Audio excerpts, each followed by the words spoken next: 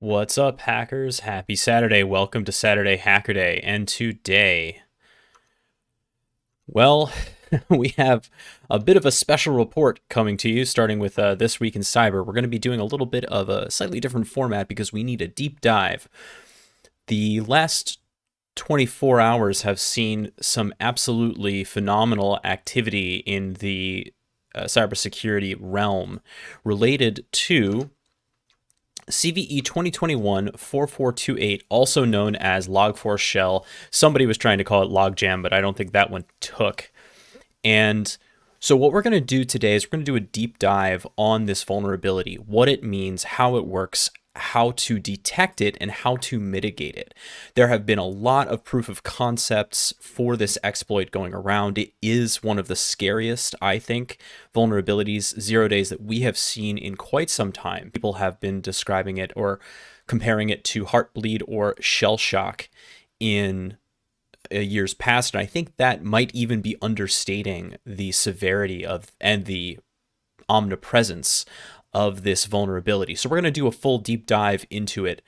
And then if we have any time left during the stream, apropos of this kind of work, we're going to take a little bit of a look at the Rangeforce detection engineering courses. But we're really going to spend our time first on Log4Shell. Now, Log4Shell. So we're going to do a deep dive. We're going to switch over to the desktop view just to kind of go over all of the material and answer any questions. So if you do have any questions, chat, about what this is, how it works, please keep them coming. We'll have the chat running. And for anyone who is a contributor in the Discord, the voice chat will be active. So if you want to chime in vocally, you're very welcome to do so. So let's get started.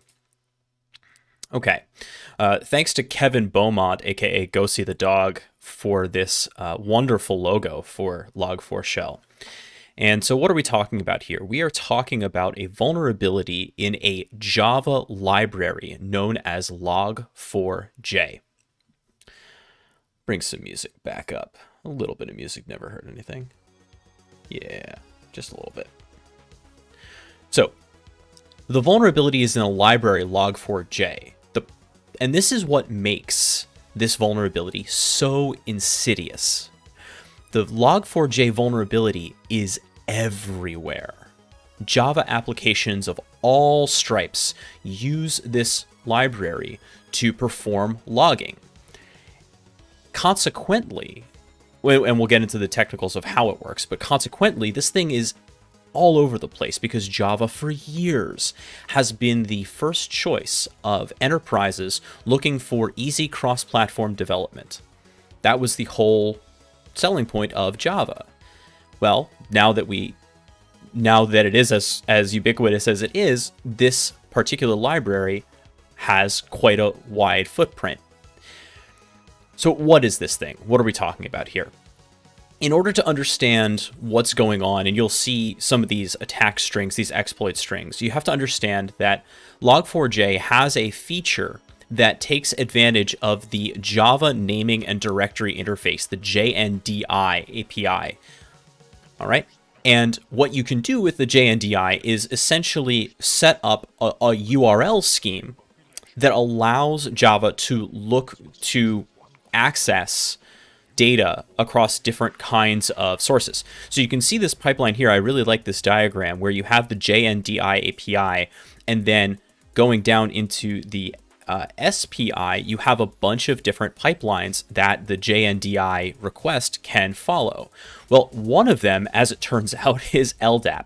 And there's a specific pipeline that was discovered, or at least published, about a day ago, where the LDAP pipeline for JNDI allows for arbitrary evaluation of values in the URL, and consequently remote code execution. And what's worse is that it'll take arbitrary URLs. So even forget the remote code execution, you also have simply information disclosure and the ability to kind of trigger DNS requests, things like that, directly through this pipeline.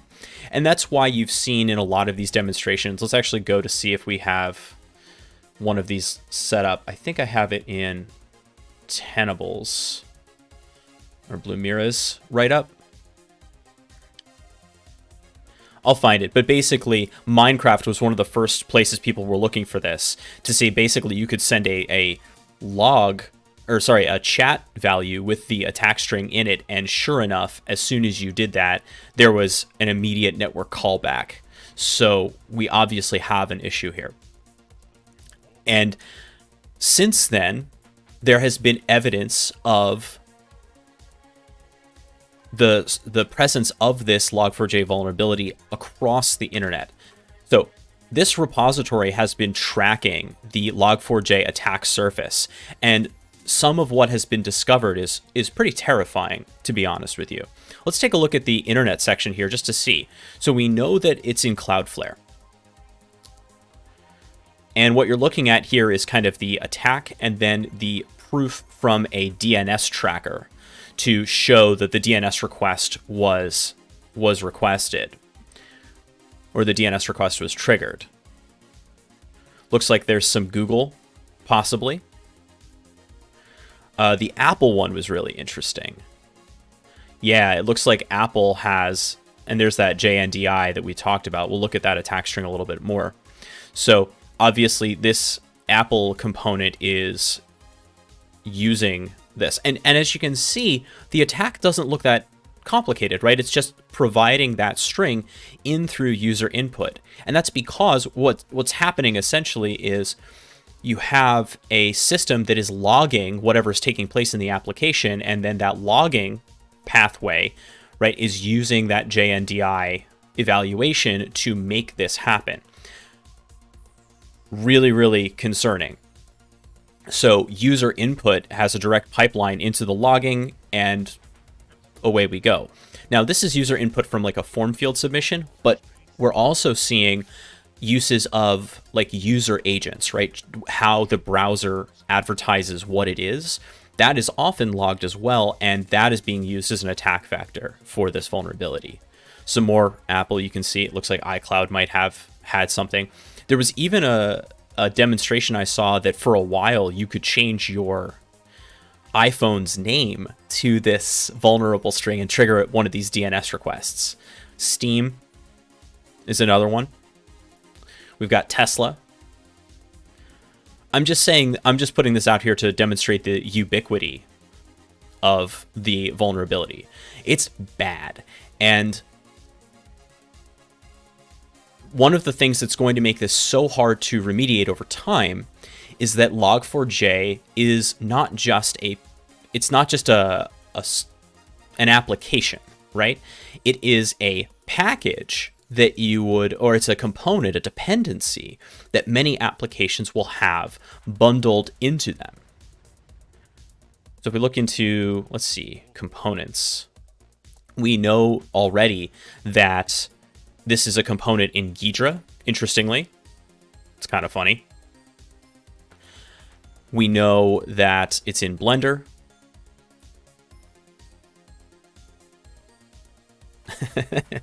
And there again, this is the kind of the attack string that we're talking about, where you have this JNDI, then an LDAP pipeline for the URL, and then this is how we're triggering that DNS request, right? So Log4j is evaluating this as a JNDI API request and making this happen. And there are further pivots from here where you can actually disclose environment variables, things like that. So this isn't all you can do with this. Yeah, Blender 3 did just come out. Elasticsearch seems to be vulnerable to this one way or another. Apache Struts, VMware, and we actually have an announcement from VMware about this.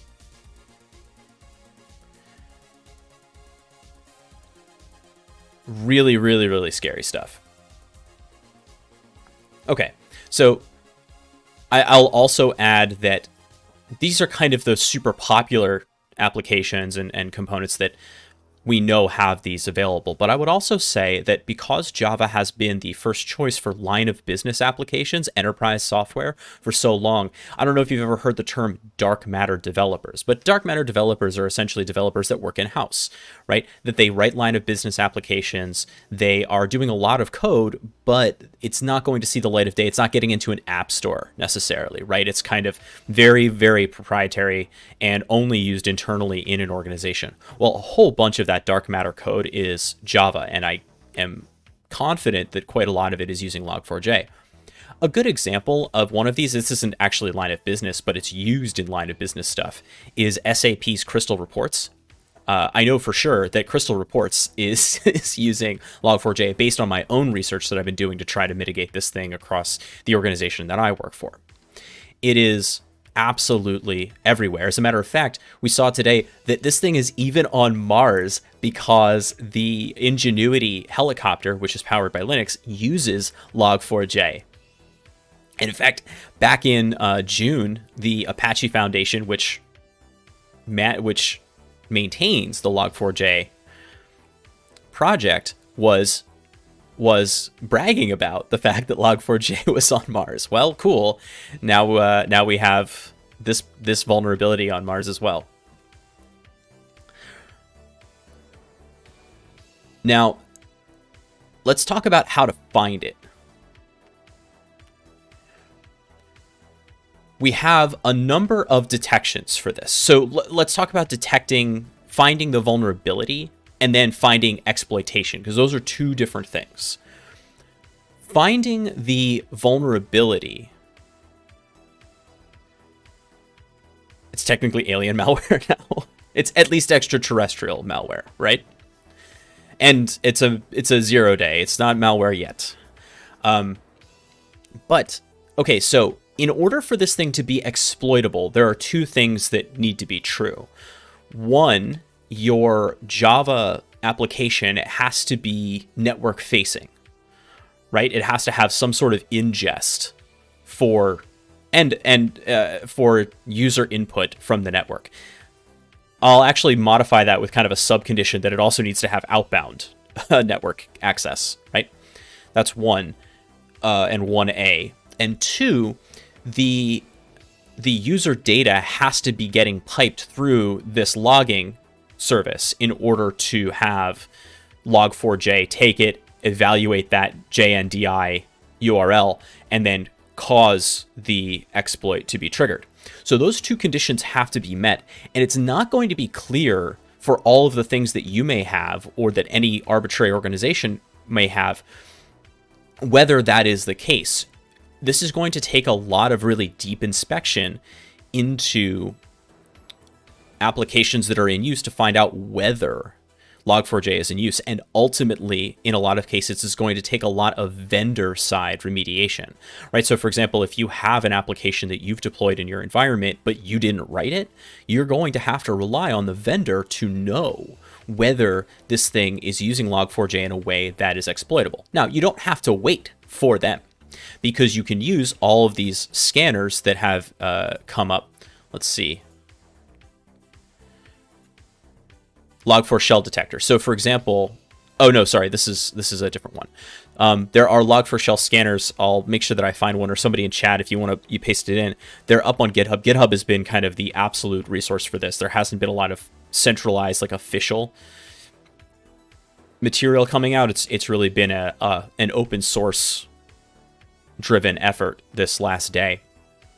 Detectors to try to test your own applications against this. As a matter of fact, I believe that OWASP Zap, ZA Proxy, is coming up with a specific test for this that you can fuzz your own applications with. So as soon as that's out, that's something I know that I'm going to be doing against all of my high value targets in my environment.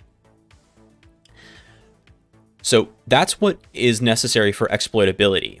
So you want to take a look for that. Now, one of the most important things for defenders in this context is going to be an asset inventory. And it's not just the asset itself, but what is installed on the assets, right? In order to do that, your asset inventory needs to be not just passive, but active. So a tool like Landsweeper or ServiceNow, it has to be spidering your network looking for assets, able to authenticate to those assets over SSH or WinRM or WMI, whatever it is, has to be able to do that. And then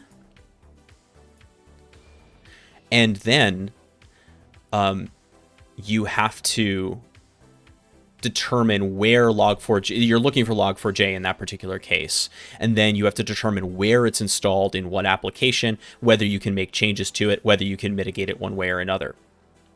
So Lasso is saying there's a repo on GitHub that uses the vuln to fix the vuln. Paste that in there, Lasso, if you can find it. And Turco is saying that they use the vuln to destroy the vuln. That's very clever.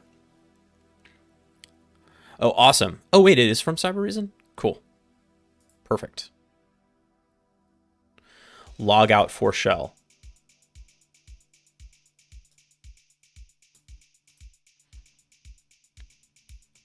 This behavior can be mitigated. Oh, perfect. Oh, you're imitating Thanos. Okay. I was going to say, like, that's a deep RCE. That's deeper than I've seen.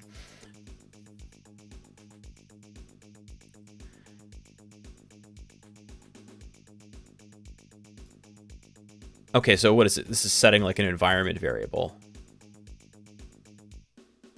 That's really interesting. Okay, so that is how you have to detect it. An asset inventory is going to be your best friend here in terms of discovering where Log4j is in your environment. If you don't have a comprehensive asset inventory, then this is going to be a really, really hard lift, and it has been for not just security folks, but system administrators, application developers across the world. For the last 24 hours. It's been a rough time just because of the prevalence of this thing. So if you don't have a reliable asset inventory, other than fuzzing, you're going to have to take a look at applications that you know, like I think a good starting point is stuff you know is written in Java.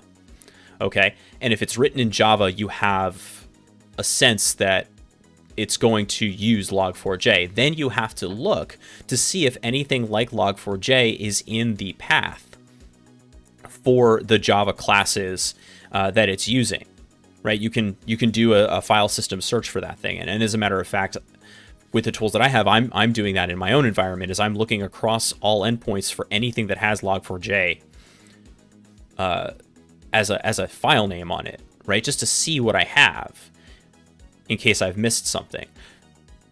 Don't use just one tool to try to detect this. You want to use multiple tools to try to find where Log4j is in applications that both you know about and that you don't know about. I guarantee there are going to be some that you don't know about that are using Log4j in the background. One of the things that, again, makes this really complicated is that this is based on Java. And in many cases, many applications don't use the blessed Java virtual machine, the Java runtime environment from Oracle. What they'll do, where like you download it onto Windows or Linux or Mac, right? You install Java, and then they'll use that, whatever that JVM is. Instead, what they'll do is they will bundle their own instance of the Java runtime environment in order to execute the code. And if Log4j is taking that path, if it's in there, it's going to be much harder to find. Right, and harder to mitigate because you'd have to mitigate it inside of the options for that instance of the Java runtime environment. Okay, with that, then let's pivot to detection and mitigation. So, detection, we're talking about network here primarily. What we want to see here are HTTP logs or any sort of network logs. So,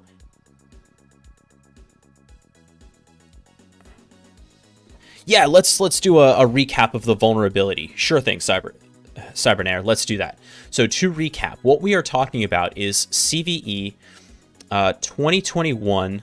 I'm going to get this wrong. 44228, also known as Log4Shell. This is a vulnerability in the Log4j2 library from Apache. It is in a bunch of stuff from Apache, including Tomcat, struts, really anything Java-based from Apache, but it's also in all sorts of other Java-based applications that use this logging module. The vulnerability and the exploit comes through the Java naming and directory interface API. And that's why you're seeing this JNDI string all over the place that uses the LDAP pipeline, the lightweight directory access protocol, to trigger network connections and code execution through that vulnerable evaluation of the JNDI request. That is what we're talking about, and it is everywhere because so many things use the Log4j library. Okay, so let's talk about detection and we'll talk about mitigation. So detection of exploitation is going to be network-based. So we're talking about network logging if you have anything that is reading HTTP requests, anything that is reading, if you have a web application firewall that's catching things. Hopefully by now any managed WAF is going to have this detection in there. I know that Cloudflare has just released this protection for any Cloudflare customers for free. In addition, we have, oh, perfect. So there are Sigma rules for this already. And if you're not familiar with Sigma, Sigma is kind of like a generic language for defining network detections. You can change this.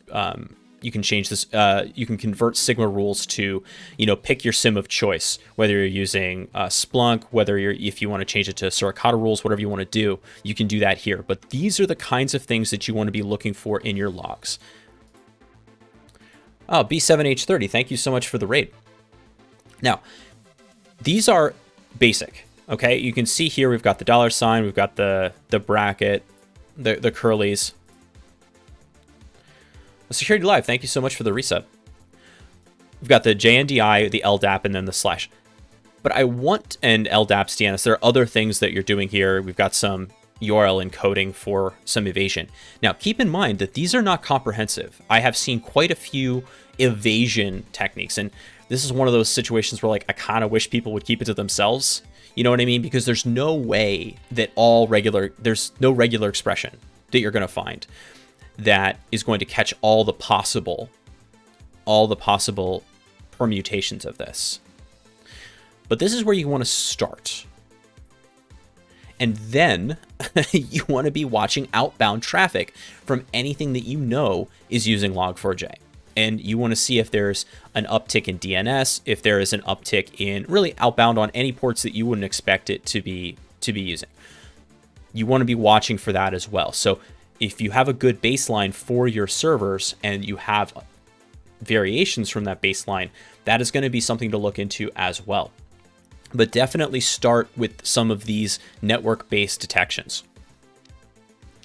Now, that's detection. What about mitigation and remediation? Couple of options. First one.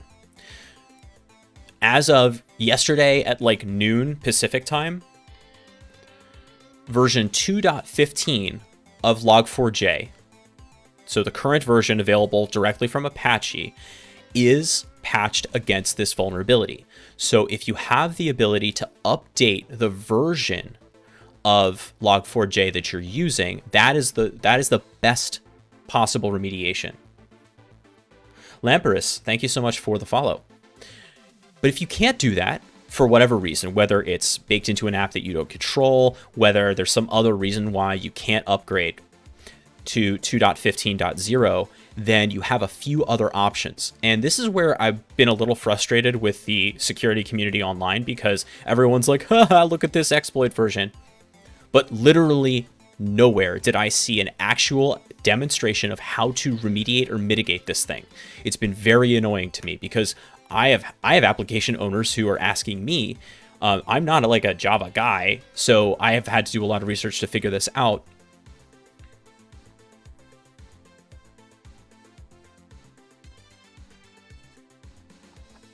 Security Live saying you deployed the latest F5 WAF signatures on a couple of clients. They don't show the regular expressions they use. Yeah, there's different versions of the regular expression. What we were just showing here was a very, very simple, let's go to the Sigma rule, a very simple version of the string. This isn't even really a proper regular expression.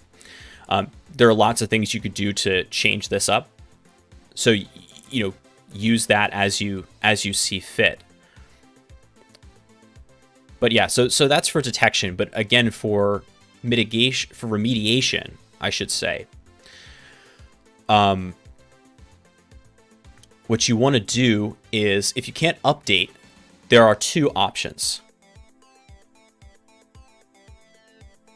Yep, Tenable have also released detections at a scan template. Palo Alto has as well. There's stuff out there. But for full remediation, here's how you do it.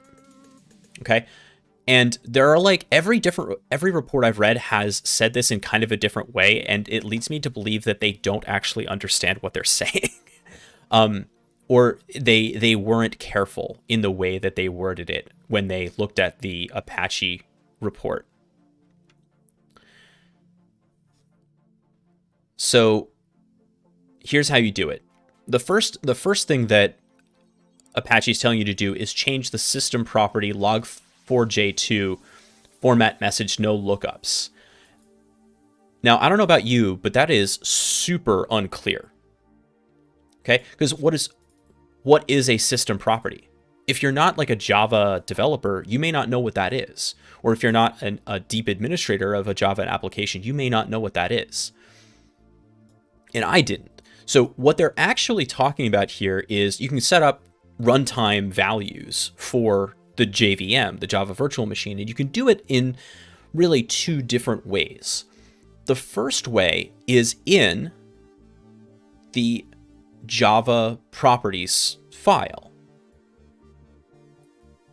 The java.properties file, wherever that is for whatever your version of the JVM is. You can set it here. And what you actually want to set is the log4j format message no lookups, and you want to set it to true. That's option one. I said there were two options. There are actually three. That's option one, and this is global. But keep in mind that this is global if you set it to like in your var lib JVM or wherever that lives. That's going to be for everything that uses the system installed Java virtual machine. If you have an application that bundles its own, then you're going to have to set it there if that's the way that you want to do it. So that's option one. Option two is via environment variable. So you can set up the log4j format MSG no lookups to true. That's option two. That's an environment variable you can set. Okay. And then finally, for releases here to here, you can remove the Jindy lookup from the class path. And basically what you're doing is just totally using the zip tool to remove the Jindy lookup.class from the log4j core. Do you know if changing that setting is likely to impact service, or is this fairly risk-free? Yeah, Security Live, that's what I was saying. That if you have an application that uses Log4j, you may not be able to make this change. You have to work with your vendors to understand what's going on.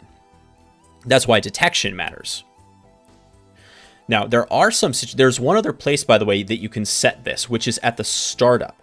And I want to see if this is... I found some place that actually wrote this out well. Is it here? Yes. Okay. This is the place where I was really annoyed no one actually wrote this out explicitly. I had to find it on the Spring...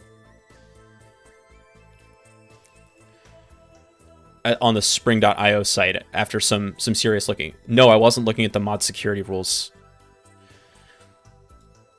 Security Live. Feel free to paste them in to chat. But this is, if you can find in any of the applications that you're using, the startup command for the jar, you can actually pass this at the command line with the -D option, -D.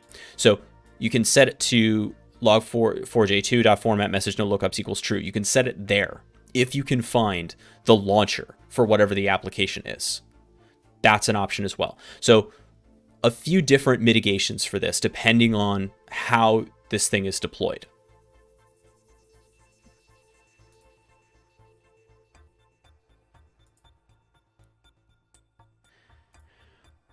Let's take a look at some of the other tools that we have at our disposal for dealing with this. Oh, I actually wanted to mention this one too before we get to other tools. VMware had a really, really nice workaround section here that I think was very helpful. So they were talking about in the Windows registry for VMware specifically. Yeah, MSEC makes a great point. So you have to restart the services to take effect, and you can't disable it if the applications are using the GIND lookup for a valid reason. That's right. That's what makes this so complicated. It's so application dependent because of the way that this is used. If GIND is being used for something legitimate, if they're using the lookup for something, you're going to have to find out whether that's going to be a service impact to you. I can't answer that globally. So for VMware, you notice that they're setting JVM options via the Windows registry, which is kind of interesting. That's something else to check. If you have other tools that are using JVM options globally or setting them in a registry, you may want to look for those sorts of registry keys where you can set that as well. Nevertheless, no matter how you set this format message no lookups option, you are going to have to restart the service restart the application in order to affect that change, right? Because it's a startup option for the JVM. You're gonna have to kill it and bring it back up. That's right. Yeah, that's what we discussed that at the very beginning of Security Live, that Minecraft servers are also vulnerable. Okay. So other tools that we have at our disposal for this. We talked about Sigma. Florian Roth has also come up with, this is kind of neat, a Log4Shell detector. So this is going to use a little bit more of an aggressive attempt to look for evasion attacks here inside of any of your logging.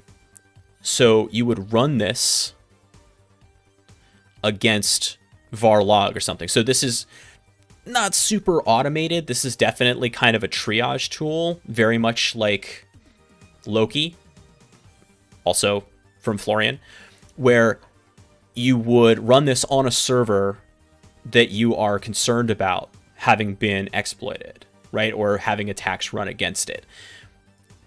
And if we look at the code for this thing, I don't know how complicated it is, really. It looks like a whole bunch of for loops, but basically it's reading every log and looking for all of the potential permutations of the exploit string that we know about, right? It's looking for this GIND LDAP here. And as we've seen, that's not all that it could be. You could use LDAPs or DNS or whatever. But it's going to look through your logs and see if it can find anything that has this in there. I strongly recommend doing this. I would even do a grep-r against your logs in Linux if you have the ability to do so. I'll put this in here in the chat if you're interested. If you want to test this vulnerability and really understand it deeper, Christoph Tefani de Reaper has put together a really nice kind of sandboxed, vulnerable Log4j application that you can spin up in Docker and test this thing out. So you fire this up in Docker, okay, and then you would use the GIND exploit library in order to set up a vulnerable. You could technically do this with Netcat too, but if you wanted to do it with LDAP, you would set it up here. But you can set this up with LDAP, or sorry, did I say LDAP? You can set this up with Netcat. You can just set up a Netcat listener to catch the network request.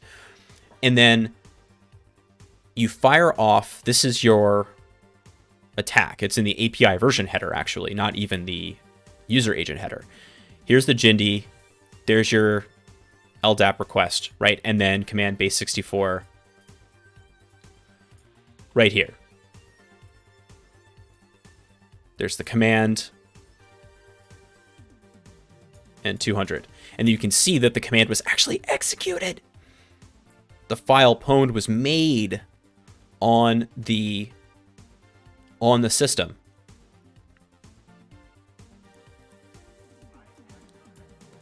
This is why it's not just, information disclosure. It is, in fact, remote code execution. So I really recommend checking this out if you want to play with this and see how it actually works. Really, really scary stuff.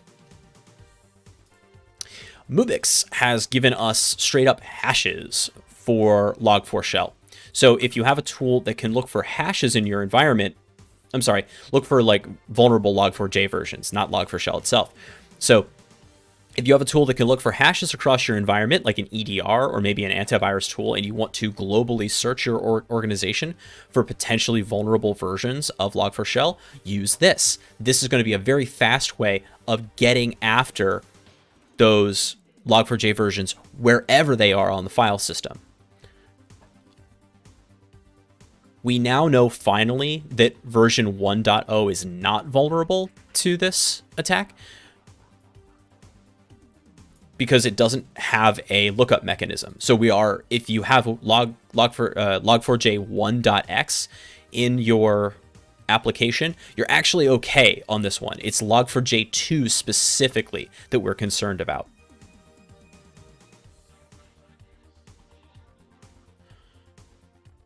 I would strongly recommend taking advantage of these hashes if you can. It's a really easy way to start searching your environment for potentially vulnerable issues. As a matter of fact, you could, if you wanted to get really creative, you could combine these hashes with something like Loki to go looking. If you don't have a tool that can search globally with your globally in your environment for file hashes.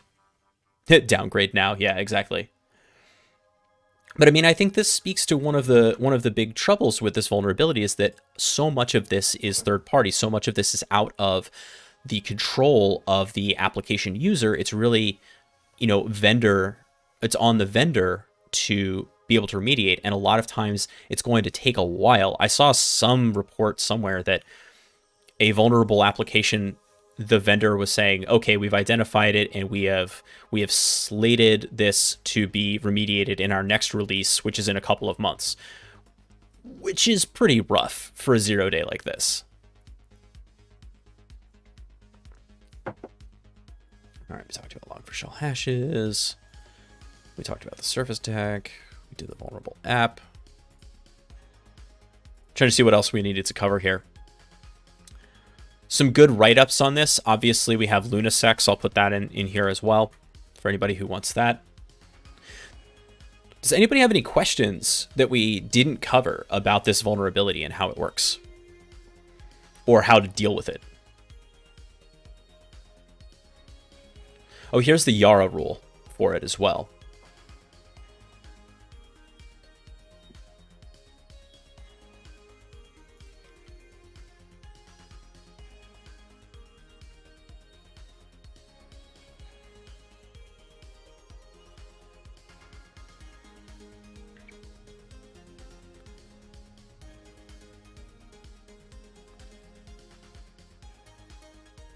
We have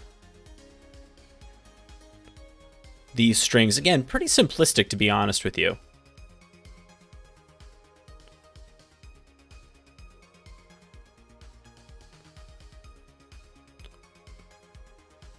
MSEC's got the SNCC link in there. That's good.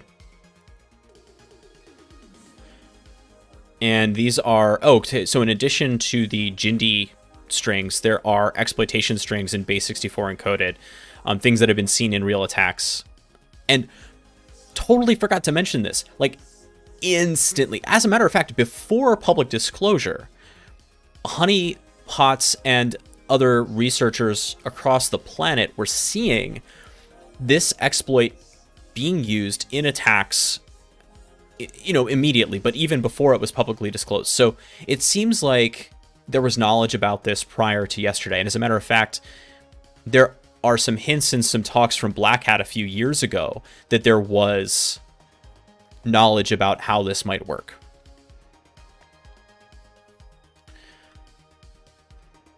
Did usage in log files.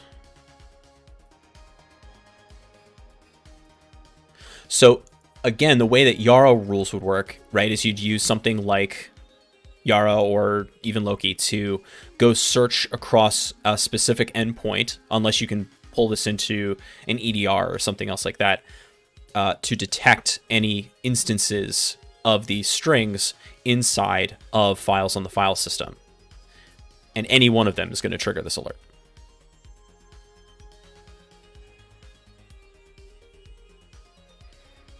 Someone must be mad this got found. Maybe. Yeah, it's possible. All right, there's our Sigma rule again. And again, so Sigma rules, these are for network detection. If we look at Sigma C,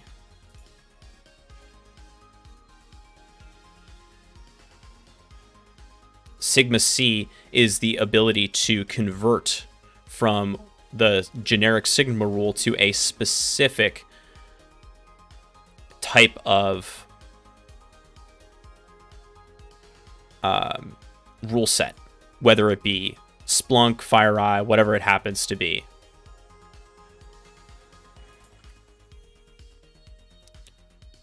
See that? We've got all these different places that you can send Sigma rules. If you haven't played with it, I strongly recommend checking it out.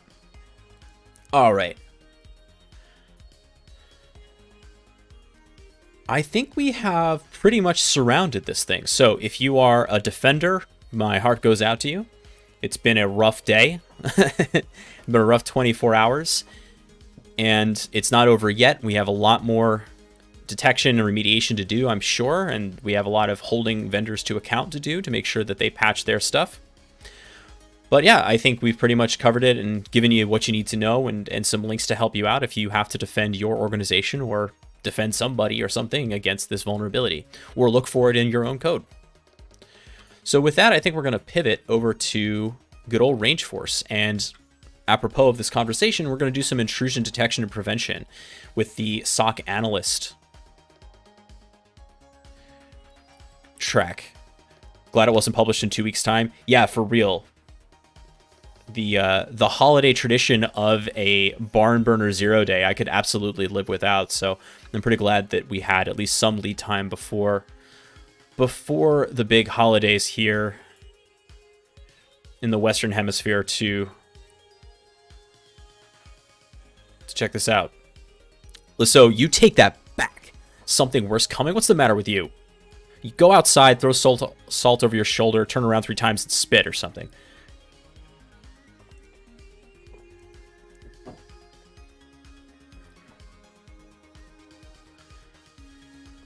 Hey, CyberOflow. You missed it, but you didn't, because of course we are streaming not only to Twitch and to YouTube. Yara detection rules would be able to detect an action that has already happened, correct? It's even kind of more specific than that, CyberOflow. A Yara rule would be able to detect something that had evidence on an endpoint. So you would have to run that Yara rule against a log generating server. Right? And then, yes, it would be an action that has already happened. You would see proof of attack or proof of exploitation there in the Yara rule. It wouldn't be a preventative measure. It would be a detective measure. The preventative measures would be in the IDS, the IPS. So you'd be looking at Suricata rules. You'd be looking at Sigma rules to get this going in firewall, SIMs, things like that. In fact, let's see if I can just do a quick Suricata Log4Shell.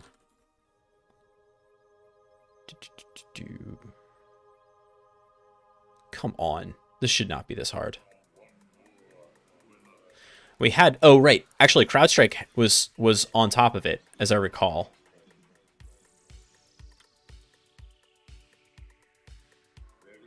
No. There was some other write-up. Was it Bishop Fox?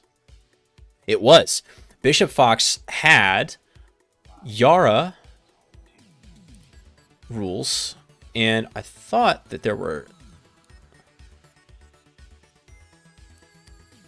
Suricata rules in here as well. all the big players like Sentinel-1, Rapid7, CrowdStrike would be putting out their own definitions for this in their tool sets. Yes, they would.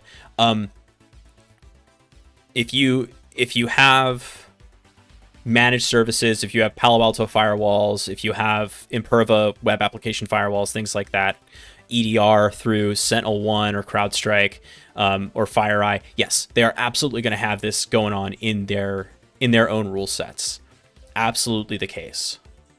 But if you don't want to wait for them, one, it should be out by now for most of the big players. But if you don't want to wait, or you want to build your own detections, or if you have to build your own detections, there are folks who are in that situation.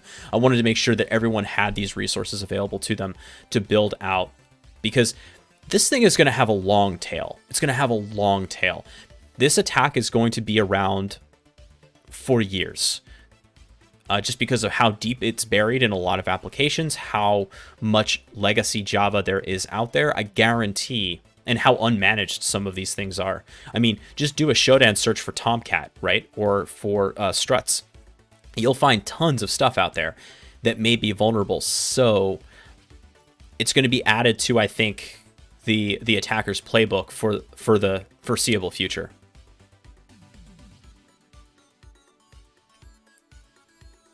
Yeah, Huntress Labs, John Hammond put out a tool to test an input field.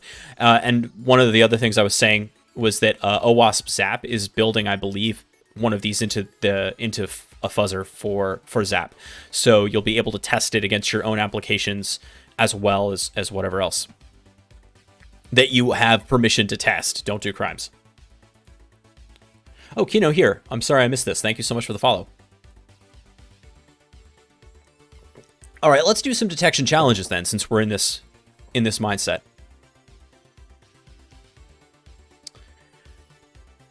Yeah, let's do Suricata rules, right? Let's definitely do that, since that's what we're talking about.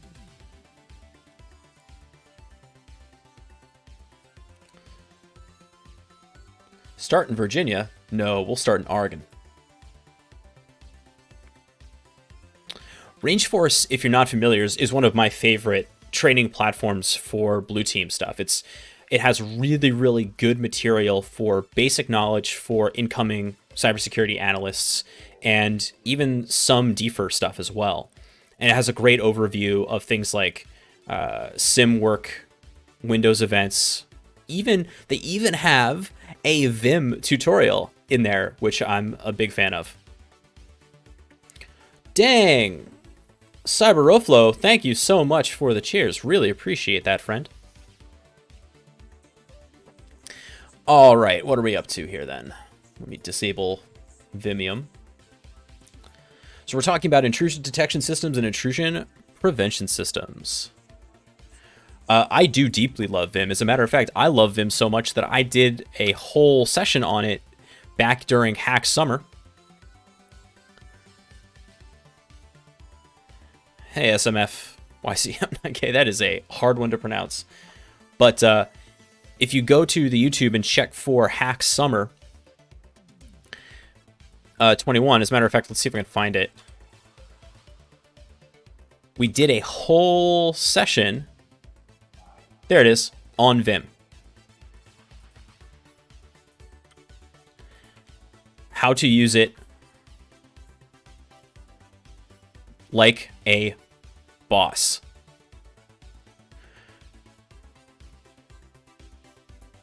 All right, so we're going to do both intrusion detection systems and intrusion prevention systems. By the way, this is if you're studying for the Security Plus or... Oh, thank you so much, CyberOflow. Really appreciate that. If you're studying for the Security Plus or the CISSP or, any of these kind of broad knowledge certifications, don't take the CEH, but it would qualify for this too. Both, you want to know the difference between an intrusion detection system and an intrusion prevention system. That's going to come up. The basic difference is that a detection system is going to alert you and a prevention system is going to try to stop the activity, as the name might suggest. Oh, hey, Chad. Yes, absolutely. The CISA too. Definitely, which is a great entry-level certification for security analyst work. Definitely recommend that. All right, we're SSHing to the firewall.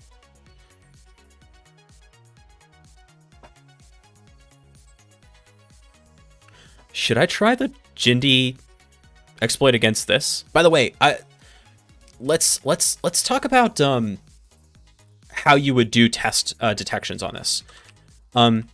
Where you would go is first canarytokens.com. Okay, and what you want to do is generate a canary token. I think the easiest one to do is the DNS token. Right, I'll set up my email as the place to go, and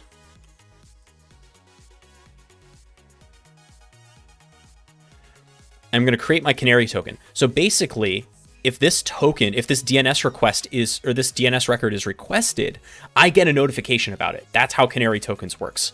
So what you can do with this is you could put it in, I'm actually going to try this. I don't know if it's going to do anything, but just to give you an idea of how this kind of fuzzing would go is, so Jindy, LDAP,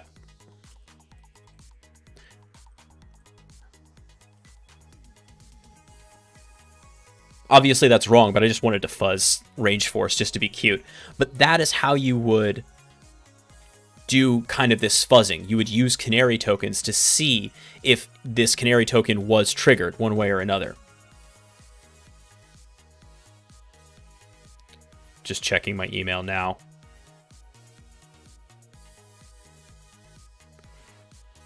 Okay, not so much there. And if you want to be really cute, you can take something like this and use a user agent switcher and make your... Oh, do they have a Log4Shell token now? That's very funny. But you could change up your user agent to the Jindy LDAP string if you wanted to.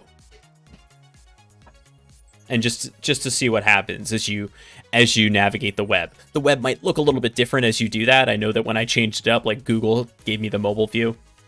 But it's something to think about if you're interested.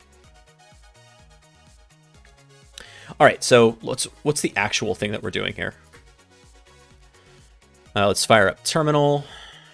Let me zoom in that font a little bit so it's visible for all of you. And we're going to SSH to what? To firewall. Is that a host? It is. Okay, SSH student at firewall. Let's try firewall rather than fireall. Student. By the way, something insane about the Rangeforce cyber range is it has internet access as opposed to the try hack me and hack the box stuff. It actually does have internet access, which I'm not going to break their terms of service, but it does kind of strike me as a bad idea. You know what I mean? Like, what if you used Rangeforce stuff as a C2 infrastructure? Captain Crunch, thank you so much for the follow.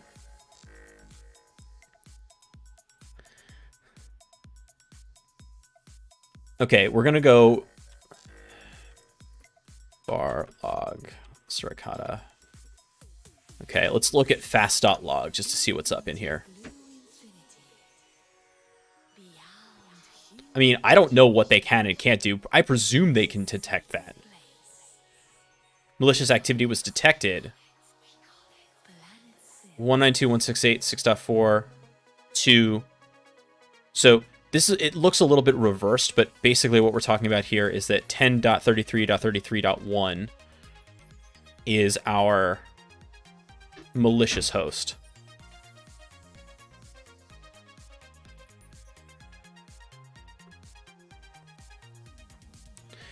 Except that saying the target of malicious activity doesn't mean the source? Maybe not. No, it does mean target because this is outbound from 6.4.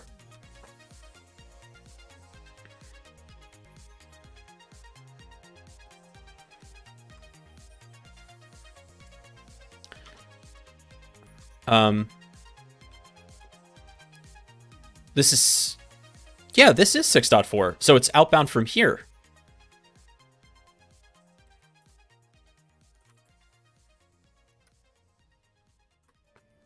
Okay, let's quit out of Vim. Okay, next. Oh my god. Hold on a second. This was supposed to be a Suricata challenge, not an IP tables challenge. At least they're giving us the IP tables commands. Configure IP tables to send all packets to NFQ is an IP tables target that delegates the decision on packets to a user space software, which is in our case Suricata. All right, so we're setting up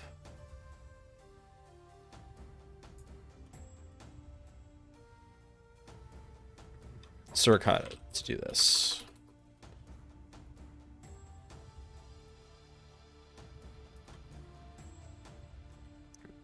And what are we looking at? We're looking at Mangle, rerouting, port, protocol TCP,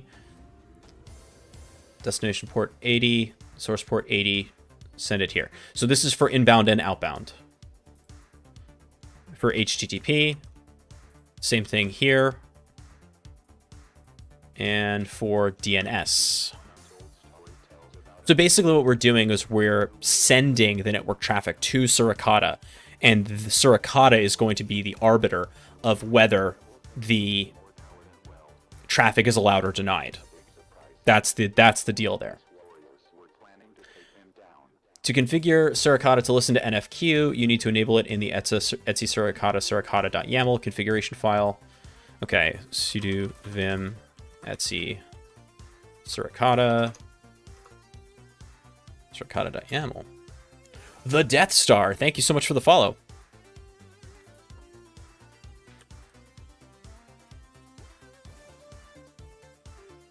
Are you fully operational?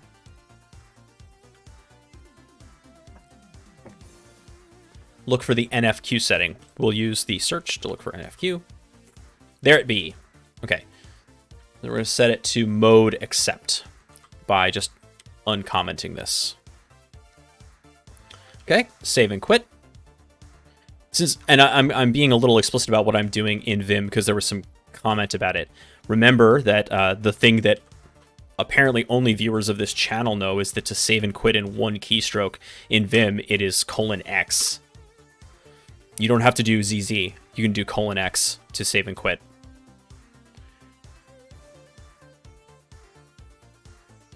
Okay. Rangeforce has detected that we have done this successfully. Oh. No, we had more to do.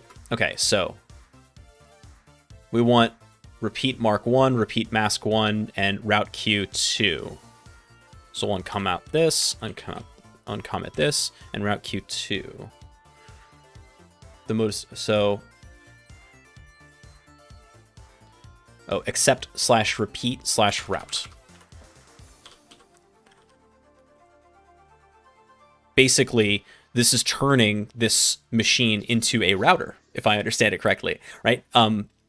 Otherwise, it would just accept the traffic, but it's actually going to be forwarding it on if we do it this way. Okay, let's save that. I won't quit just in case there's something else we need to do. The mode is set to repeat. The packets will be marked by Suricata and re-injected. The first rule of IP tables. To mitigate the packet from going around in circles, the rule using NFQ will be skipped because of the mark.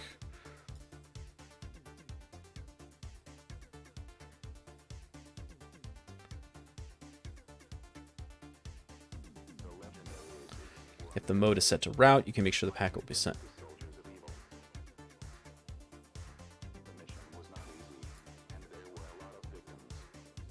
So the instruction here is to delete or comment out other rule file inclusions from Suricata configuration file.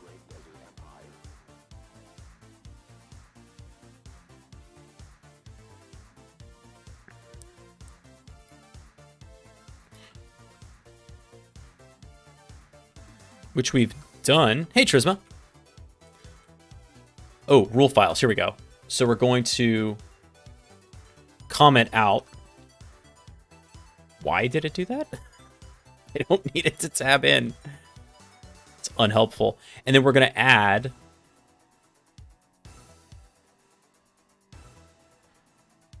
what was it called? Prevention.rules.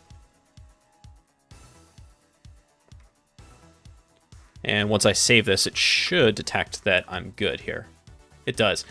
I really like Rangeforce's detection stuff. I think this is cool, that in your training platform, you're watching the state of the system to make sure that the files that you want match the shape that they're supposed to be, and then that's how you move forward. I think this is really, really neat. Is this one of the free Rangeforce modules? I am not sure. I think this may not be, because I got it by completing the SOC Community Challenge, basically. So there's a way to get this for free, but you have to do, when they do the community challenges, which they do every so often, you have to complete those community challenges, which we do as a matter of course on this channel. When they come out, we do them live here, so you always have an opportunity to complete them. That being said, Rangeforce is a pretty good deal, especially if you're looking for blue team training. I would say that of the things I've seen for blue team training and like value for money, Rangeforce, especially for a new learner or somebody who's looking to go into an analyst role, it's about as good as it gets. It really is. I would definitely pay the money for a few months for Rangeforce.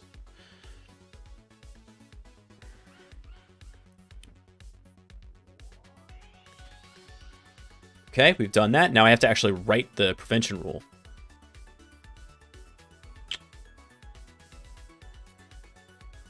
Yep.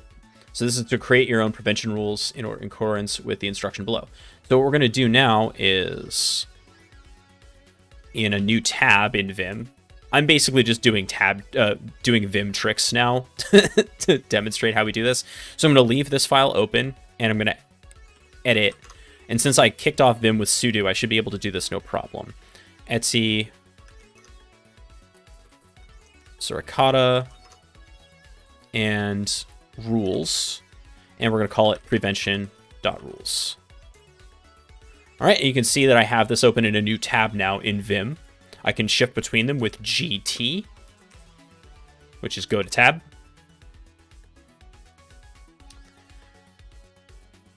In accordance with the instructions below.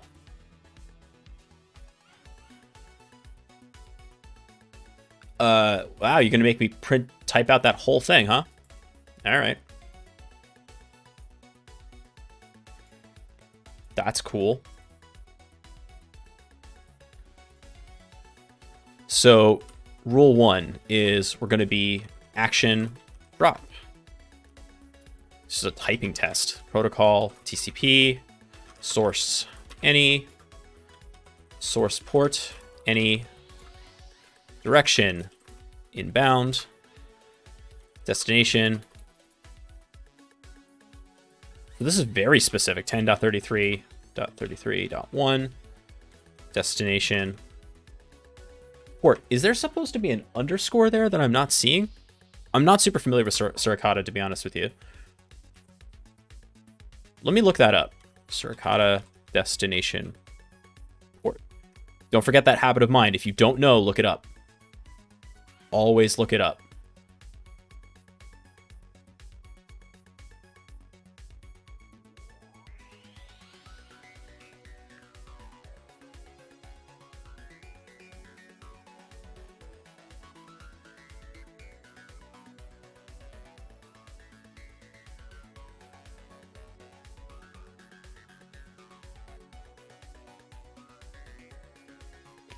This isn't right.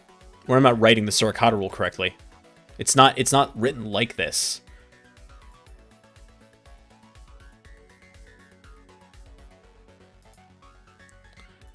Right. For example, if we do Suricata rule generator.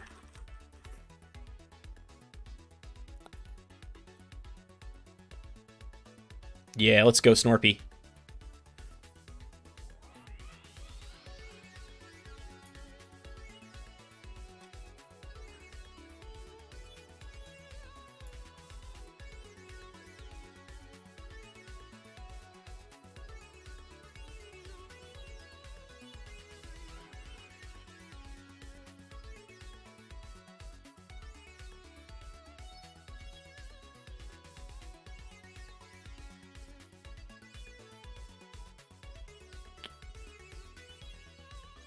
Thank you, God. Okay, so there's an online version of this.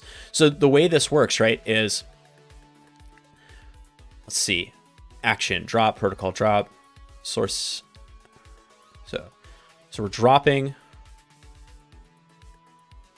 Protocol is TCP. The source is any. Source port is any. Dest IP was 10.33.33.1. The dest port was...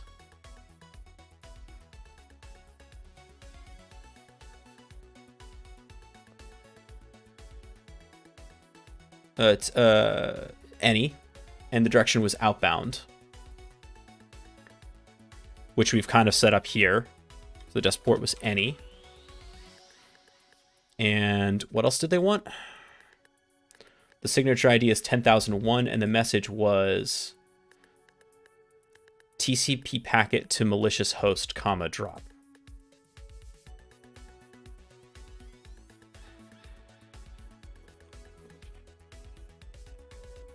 And the ID was like so.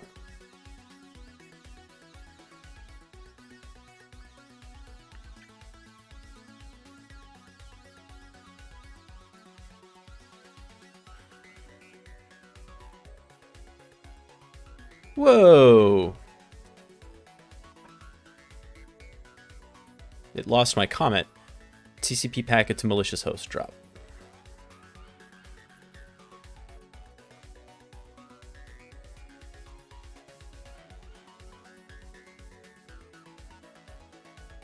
Oh, it didn't like that at all.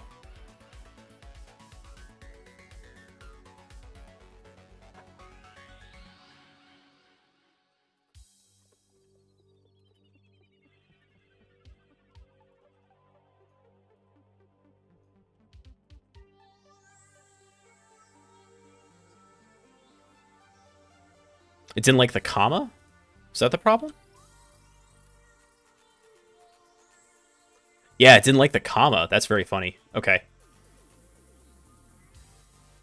So that's our rule.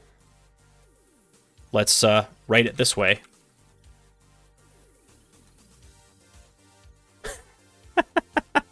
So it didn't actually copy to the clipboard.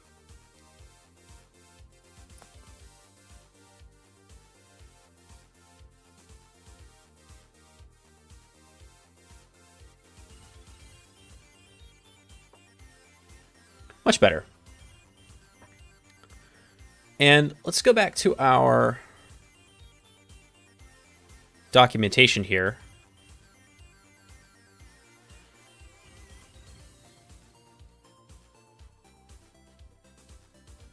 I want to see an example Suricata rule file.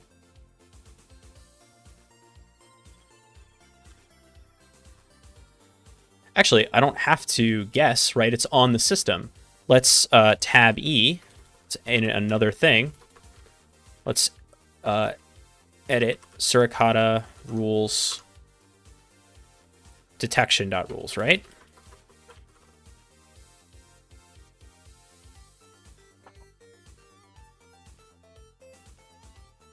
Oh, wait a minute. Did they want the message? They did want the message, not just the comment. Okay. So it's basically line by line. So it is what I thought it was, just to be sure about that. Okay, so we're good here. That's rule 1. Rule 2, then, is going to be very similar, except that it's going to be for from 1033.33.1 to any. So here, I'm just going to copy this line. I'm going to paste it below and change up here. We're going to replace...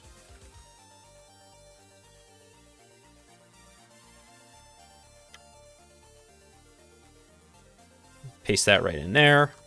Oops. Right in there. And put a space there.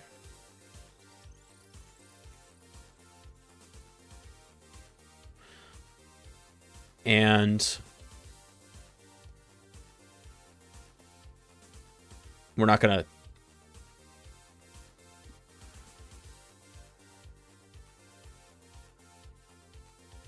Okay, cool. That looks good. And this is TCP. It should be packet, right? Get rid of that. And this is from.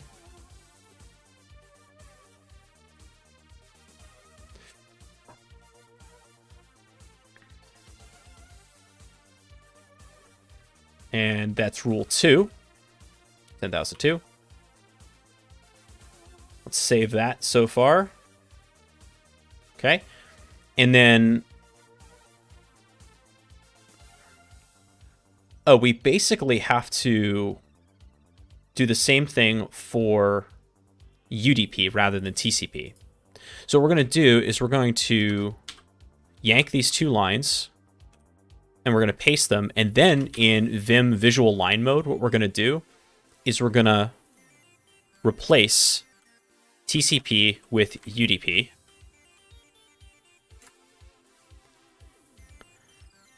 And actually, I could have done that a better way. Let's do that the better way.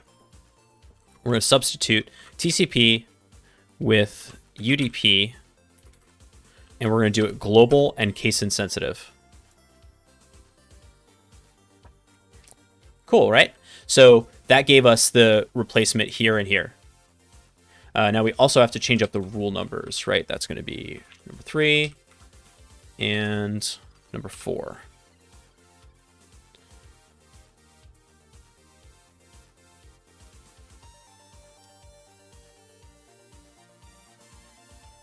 Hey.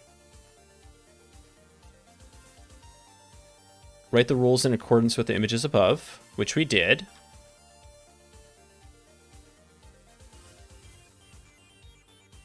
And then we have to restart Suricata.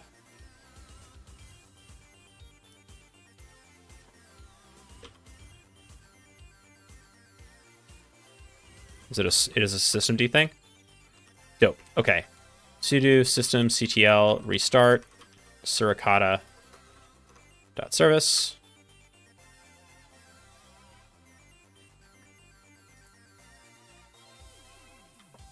Woo! So let's take a look at those Suricata rules again, just because I think it's useful. I keep doing Control W because that deletes the word on the terminal, but that would also close my browser window, so not the best idea. There's a prevention.yaml, right? No? Oh, rules. Prevention.yaml. Prevention rules. Okay, so this is the syntax for a basic Suricata rule, where we drop protocol, source, source IP, source port, destination IP, destination port. We've got a message here. There are some other options you could set, but basically that's the rule. So Suricata is handling the judgment now through IP tables. That's how you would set that up if you were using IP tables as your initial firewall. Pretty neat. That was pretty good. I'll give it a 4 out of 5. Now, one of the things I should mention is that I'm reading the instructions straight, but if I were to go to the rules here, there should be like written material that you can take a look at. Not apparently in this case, though.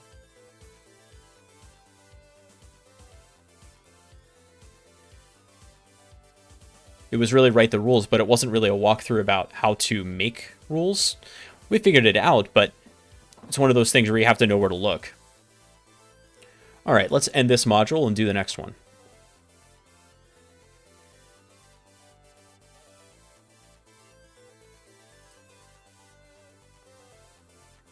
Okay, just make sure they're tracking my progress here. What do you think? Should we do... I'm open. Chat, what do you want to do? Should we do some Wireshark? Do some PCAP forensics? Or do we want to do more Suricata. All right, let's do some packet analysis. Man in the middle. Machine in the middle, I think, is a little bit better. All right, let's go.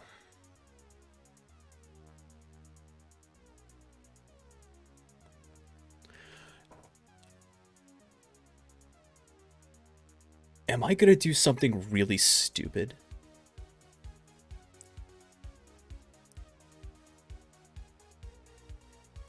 I might.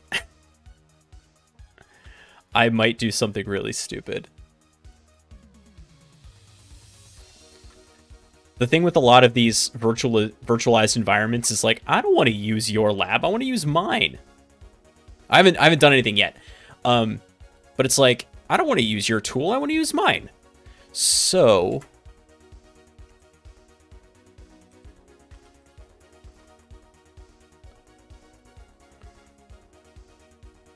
hold, please.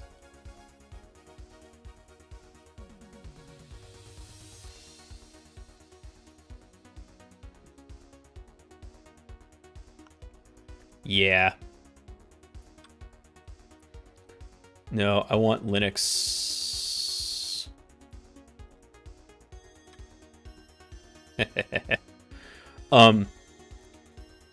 What I'm gonna do, and hopefully this isn't like a breach of service. Yeah, what I want to do is I don't want to have to use Wireshark in here. I want to use Wireshark on my machine and Network Miner on my machine. So I don't want to deal with this. I want it on mine. So to make that happen, since we know these things have internet access,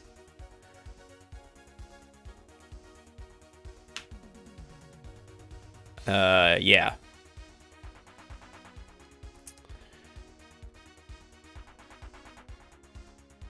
I'm installing ngrok first.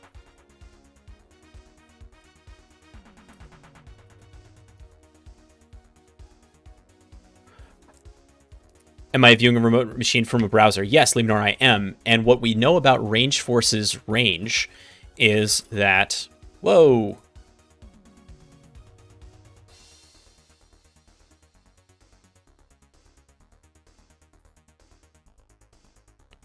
What? Yeah, the psychopath. I did that on purpose. I know that I'm streaming in Discord. The guest speaker's role is open. The guest speaker's room is open for any contributors in the Discord who want to come in and join the conversation. Anyway, so let's disable Vimium. We know that these things have internet access. That's too big. Consequently, if I want to use my own tools,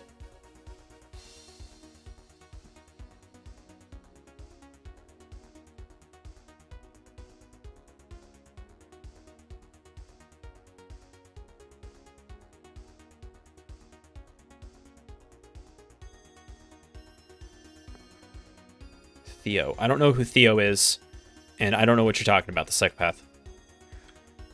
There's nobody streaming in my Discord. What software lets you stream your PC to the browser? Well, Apache Guacamole does it. Guacamole.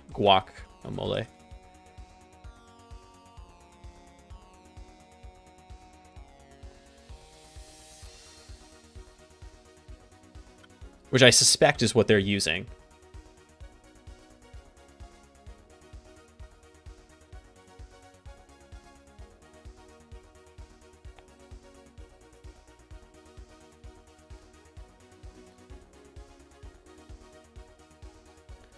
Okay, so the point is that we're going to do this Wireshark thing. Yes, Rangeforce. What they have done is that the way this works is that they spin up a virtual machine for us to work in, and then we remote to it using this remoting tool. There are a lot of things that do this. Essentially, what we're looking at is like almost an interactive video stream of that desktop. But I want this PCAP, so I'm installing ngrok on my machine because I didn't have it.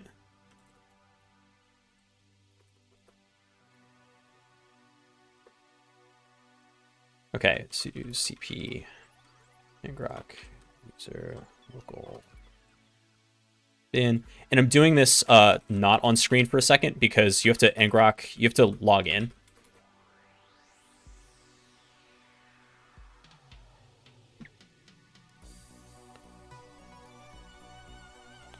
So 1 second while I do that.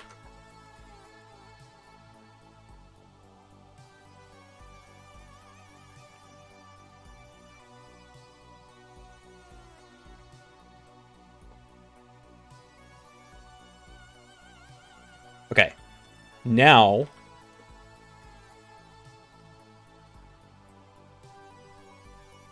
here's my machine, and we'll full screen that. But so we're gonna do, let's split the window here. We're gonna ngrok HTTP, right?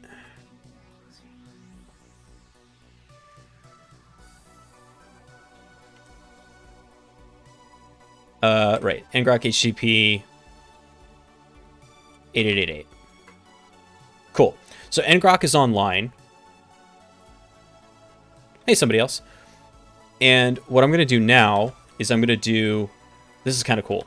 I'm going to set up a listener with netcat on 8888. And then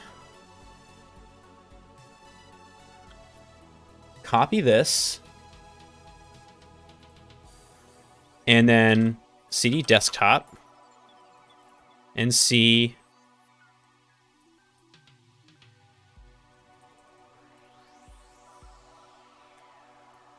/80 capture 3.pcap. Ah, boo. Oh wait, sorry, that was on 80. Yeah, no, I did that right.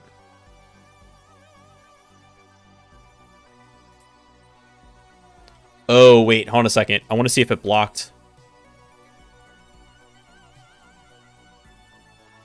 ngrok.io. It may have blocked that one. Yeah, no.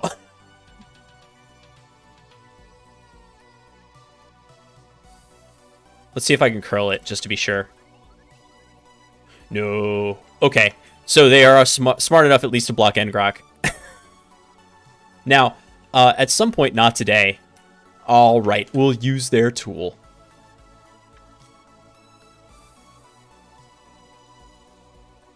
Or will we? There's a much dumber way to get this off here.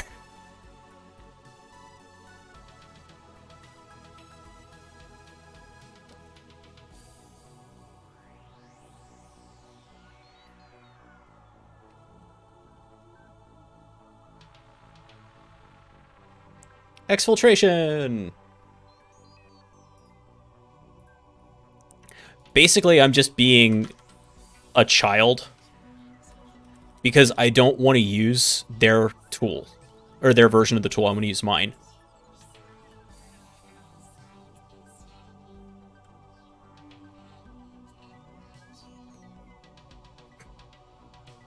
Thank you, MFA.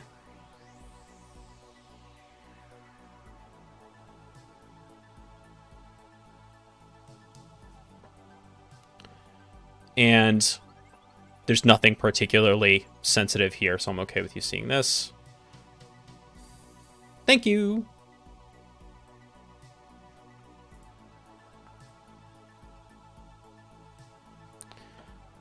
So we're uploading this PCAP so that I can get access to it. Wonderful. We'll just close that right up. And let me go get that from my drive.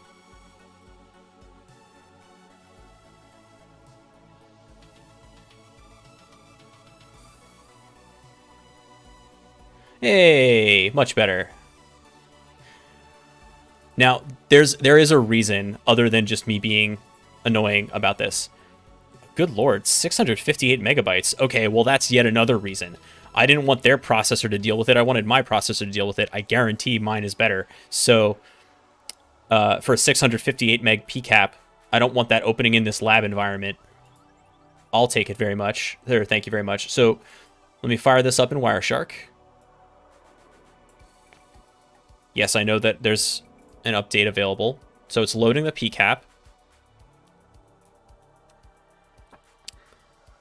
Great. Now, the other thing I want to do is I have another tool that I always use on PCAPs, which is called Network Miner. And Network Miner is a really nice parser for packet captures. Here's what Network Miner does. It will break the packet capture down into different hosts. You can see that we've got files coming in, images, messages. It's a really fantastic tool that makes the packet capture easier to read rather than just raw files or raw packets.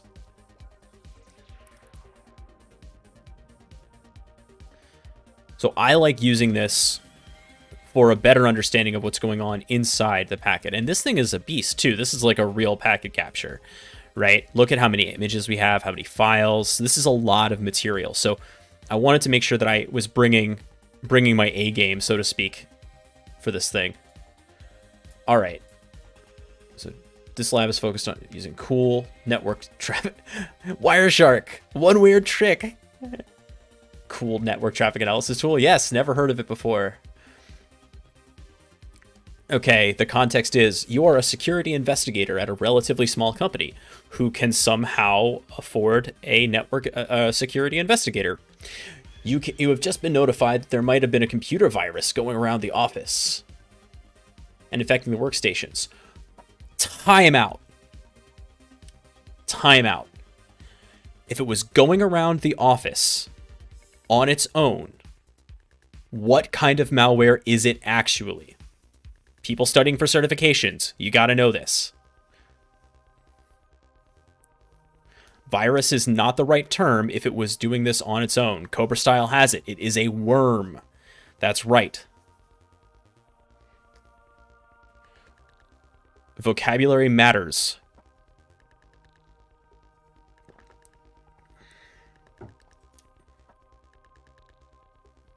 Hey, Tip. Good to see you. The PCAP has been transferred to your Ubuntu workstation, except we also got it out of this lab environment, and now we just have it on our machine. Worms sound so cute and innocent. Boy, tell me you haven't seen Dune without telling me you haven't seen Dune.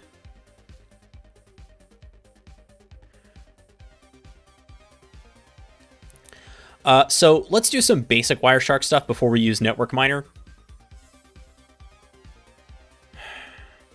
Anyone in chat know the fastest growing worm in history? Shai Hulud.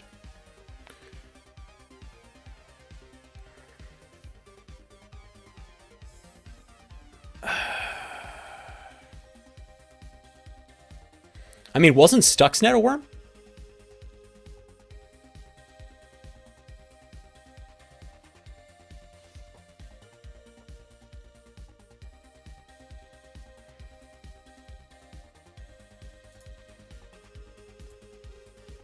Stuxnet was slow? No, I'm real curious to find out though. All right, so let's take a look at our statistics. Let's look at our conversations. It's going to take a minute to load. And I like to do this by bytes first, just to see who is doing the most talking. Okay, so address A, which is external to us, 95.101.1366, was sent 285 megs, and then this 95.228 maybe similar. 95 megs, and we have a few more of these 95s. The Samey worm, otherwise known as the MySpace worm, entirely cross-site scripting caused MySpace to crash. Wow, that's really cool.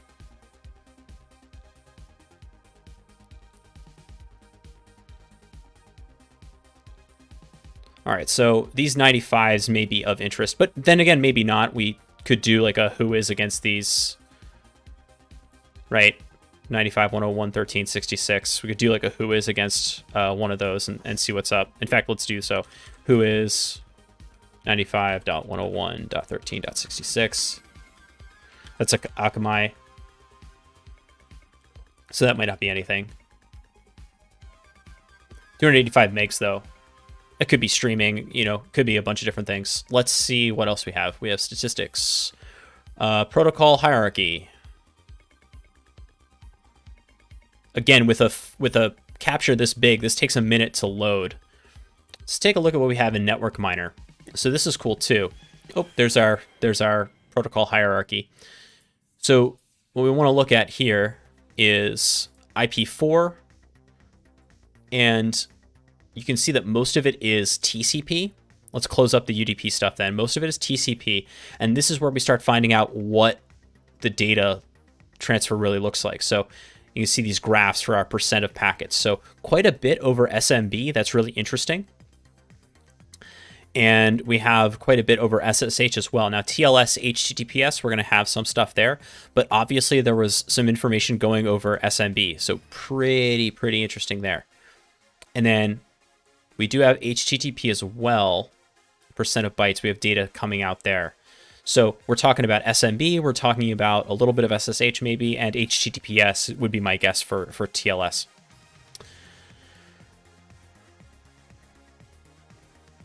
And then MIME types. Yeah. Just raw data.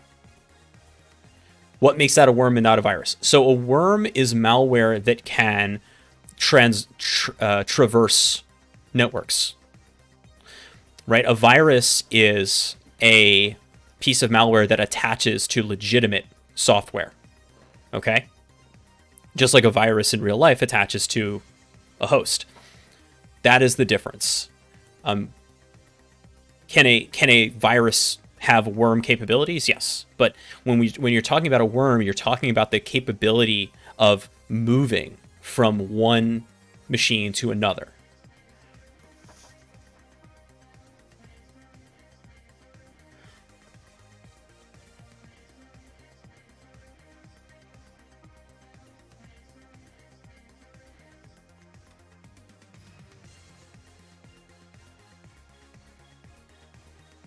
Which is what makes worms both scarier and also a little bit more rarefied.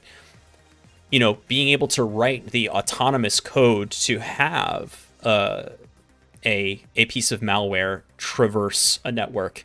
I mean, it's not impossible, but it isn't quite, you know, running MSF Venom and generating a payload. You know what I mean? There's a little bit more panache to it, I suppose. Okay, CompuServe GIF, hilarious. I love that this is still how it identifies GIFs. CompuServe. I had a CompuServe account back in the day. That's how old I am. We've got some images. I love that it shows this stuff.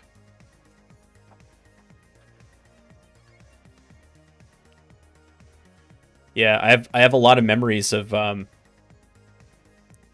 my like 14.4 modem trying to download images from the Voyager probe. Is it still a worm if it tricks the user into spreading it instead of doing it autonomously? I think the official technical definition is no. For that.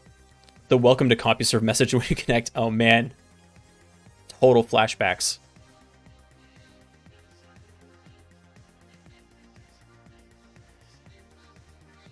So here are the file names we have. Sammer, it's interesting. Index.php, I'm always scared of those. Okay. Now, one thing that is kind of insane about Network Miner is that it will...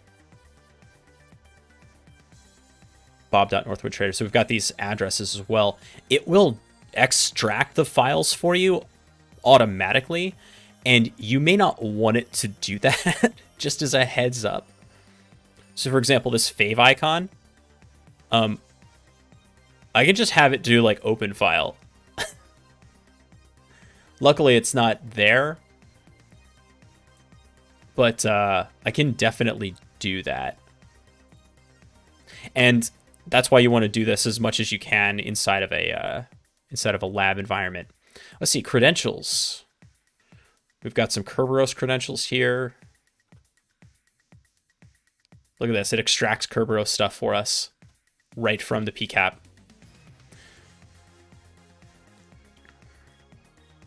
We got some NTLM challenge. We've got a net NTLM hash right here for Bob. I love this tool so much.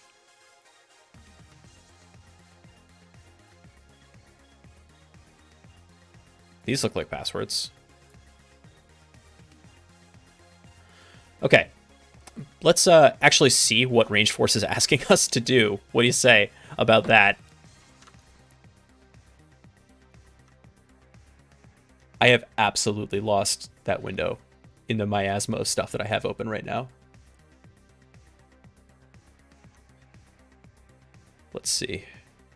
Here? Here. There's Rangeforce. Okay. I know some basics about Wireshark. Yes, I do. Andel Brew, thank you so much for the follow. Okay. How many times, what is the... Well, they told us what the suspicious file was? How many times has the malicious file been downloaded in the network? Upgrade Windows Defender.exe. Do we see that in Network Miner? Let's look at our files.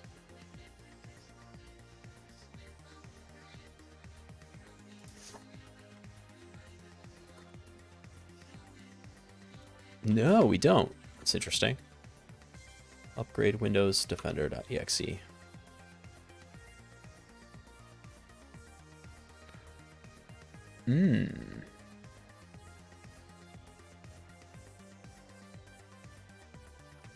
Let's see if we see it in Wireshark. Let's close our conversations here and we'll go to File and Export Objects. Let's go to HTTP.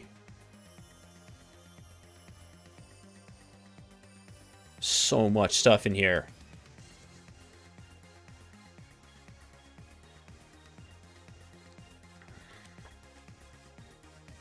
Aha! So, actually, Wireshark came out ahead on this one. It shows us that we have this downloaded from a number of different places. So it was downloaded how many times? 3, 4, 5, 6, 7, 8, 9, 10 times.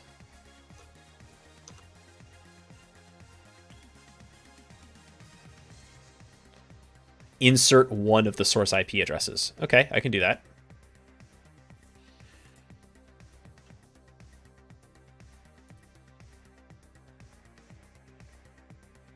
$96, $90, $195, $142.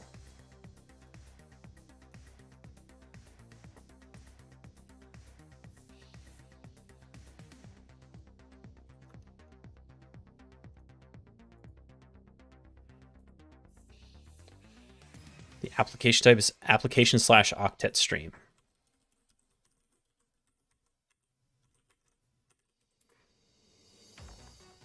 Okay. Now that you have some intel on the file, it's best to extract the file for future analysis by the malware team. Now, this I am going to have to do in the lab environment for a number of reasons. One, I don't want malware on my system. Number two,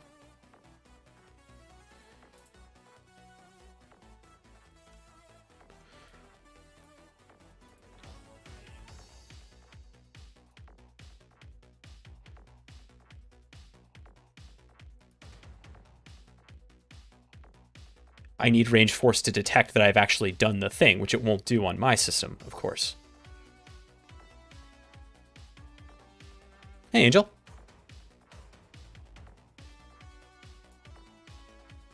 I'm using an old version of...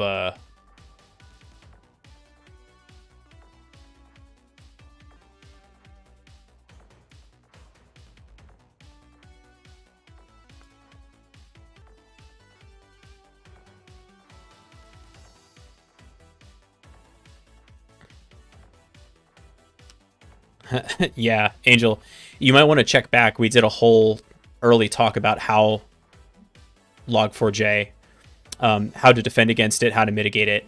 You might want to check that out.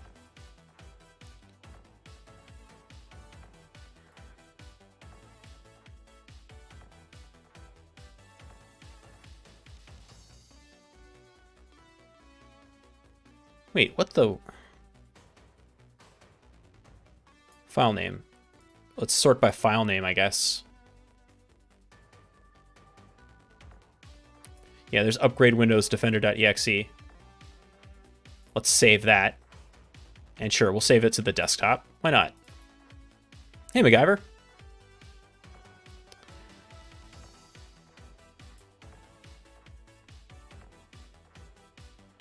And you see Rangeforce detected that we did that. We're going to extract data. Oh, I should have left Network Miner open.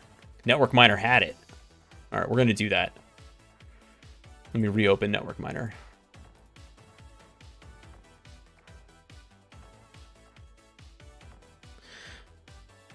What is the password the user Moselle Robel EIZ uses? What is the password for the user manager? What is Archie Shepard's username? Those are the three things we need to find. Okay, yeah. Network Miner is the correct tool to use for this particular job, because what it's going to do is it's going to extract all of this and find sessions and credentials in our packet capture. I wish every customer provided PCAP. It would be so much easier. Yep.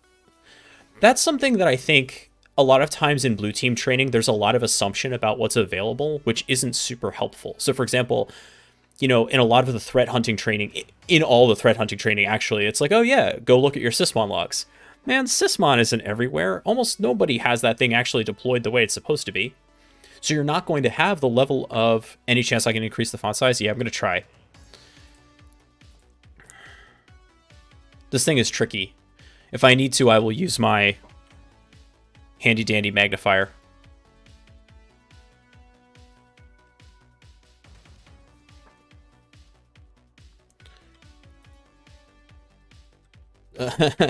Okay, good. Network Miner is crashing. That's great. This is because I tried to click on file while it was doing something. Tiberius, I'm blaming you.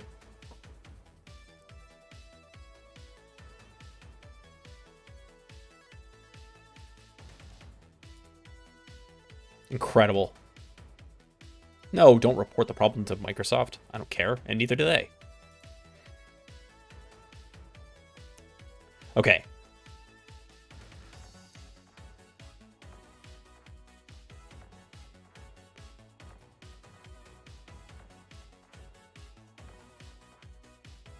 There is no ability to change anything here.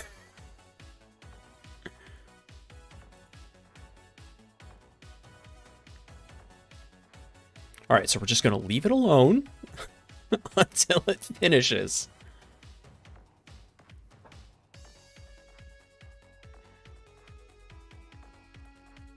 Now, I am going to fire this up in Wireshark as well, just so we can see it the raw way. Like, how would you look for this?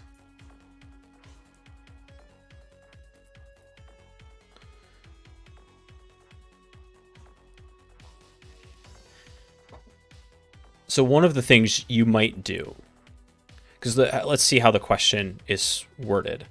What is the password for the user Moselle Robel EIZ? Like, we don't know yet how that's... We don't know what protocol it's over, but we can start kind of poking around. Have you ever used the paid version of Network Miner? I have not, but it is pretty nifty. And actually, there are a couple of features of the paid tool that I think might be worth the money, which is Network Miner free can only do PCAP. It can't do PCAP NG. Octomani, thank you so much for the follow. And so if you have PCAP NGs and you want to read them in Network Miner, you either have to pay or you have to convert them back to old school PCAPs. Not the best, so you might want to think about investing for that reason. Dead again. Network Miner's just not playing ball for me. I'll let it sort itself out for a minute. Oh, good. So let's just see if we have it in credentials here. And we're going to look for... Who was it? Was it R. Maple's username that we wanted? No, Moselle Robel EIZ. So let's sort by username. Can I not sort descending?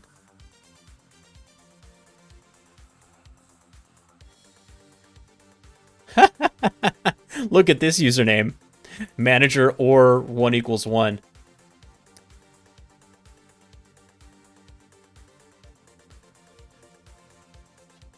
I don't believe there is a filter feature on this one. No. Okay, there it is. Moselle Robel EIZ. Copy password. Thanks, network miner. What is the password for the user manager? Boy. There it is right there. Yeah, Bobby Tables. Although Bobby Tables now has a sibling, which is Bobby Jindy LDAP. Something.canarytokens.com. What is Archie Shepard's username? Hey, Gingerroot.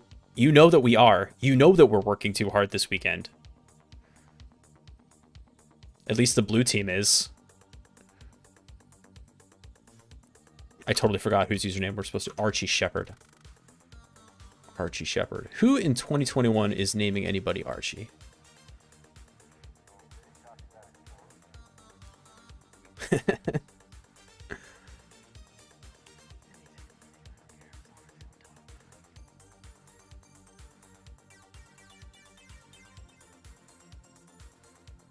I'm waiting for the try hacking room with the Log4j exploit. What did I see that just... something came out really, really fast that already has it. I don't think it's try hack me, but God, what was I looking at? Maybe it was.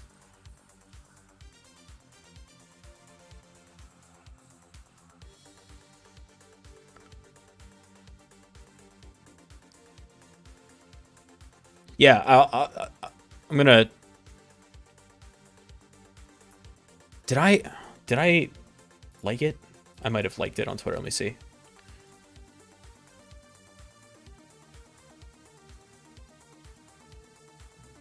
No.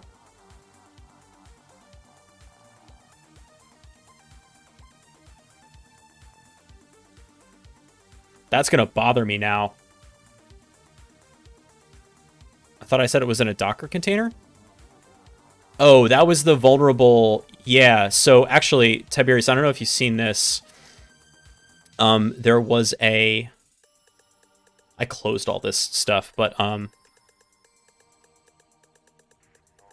Yeah, this is a Log4Shell vulnerable app that's Dockerized. So if you want to play with the vulnerability, you can do it here. It just has like a Java Spring Boot application. And you can fire this up, and it tells you to use the Jindy exploit library to do the whole thing. But actually, if you do this if you just want to demonstrate the network request, you can just fire up a netcat listener, and it'll still work. Okay. What is Archie Shepard's username?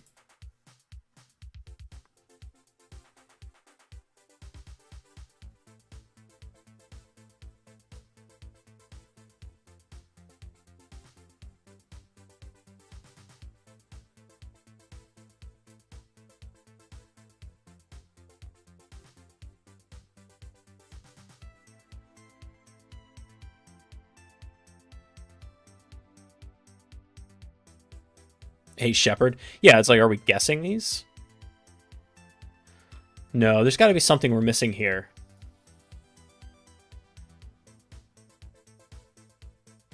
take a look at our hosts.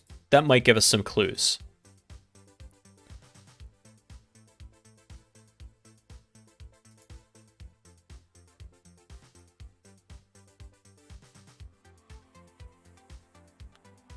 A lot of hosts here. Can we sort by received packets descending? There we go. Here's Bob.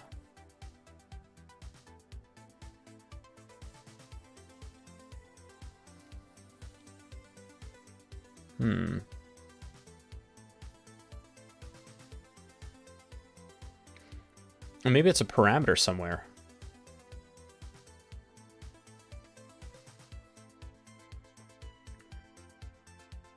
Found it. So studentpc.northwindtraders.com. The full name is Archie Shepherd.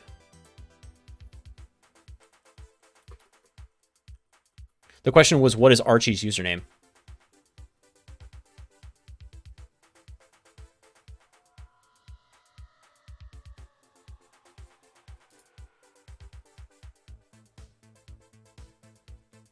So we found that it's from 192.168.0.3.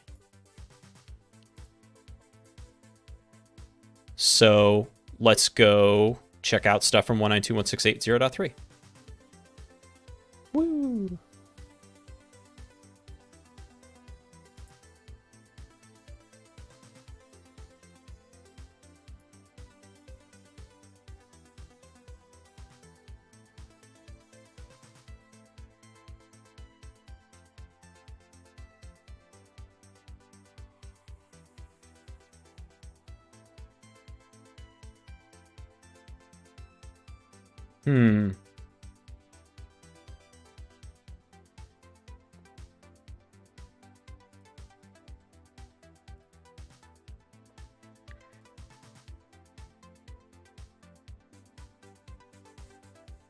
Well, that doesn't help at all.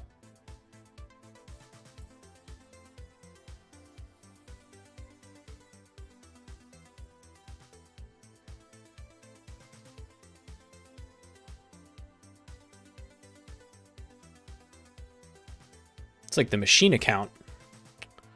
Wireshark time? Yeah. I think so. The good news is that we have the...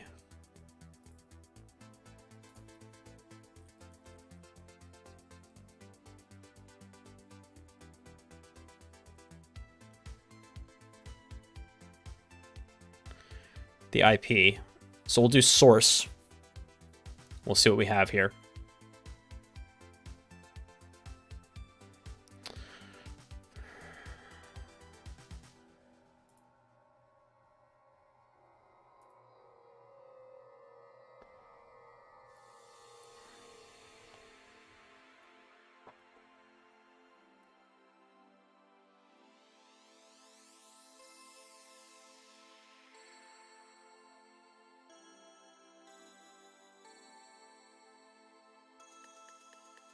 Oh, wait a minute. It was, Oh, wait. Hilarious. Did I get it?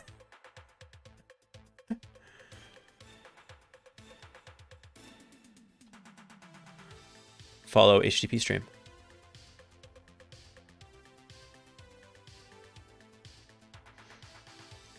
So if you ever do need... I think this is something that people miss. Let me zoom that in. If you ever do need... dang it.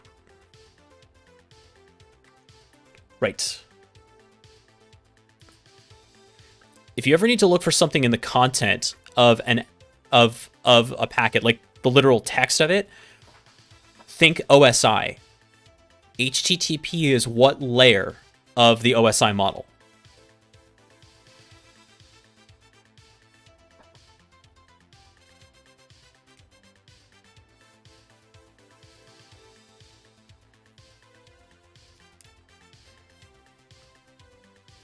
Come on, we're doing cert prep here. I mean, we're not really, but what layer of the OSI model is HTTP? Don't forget, this channel's mnemonic for the OSI layers, please don't nuke the same place again.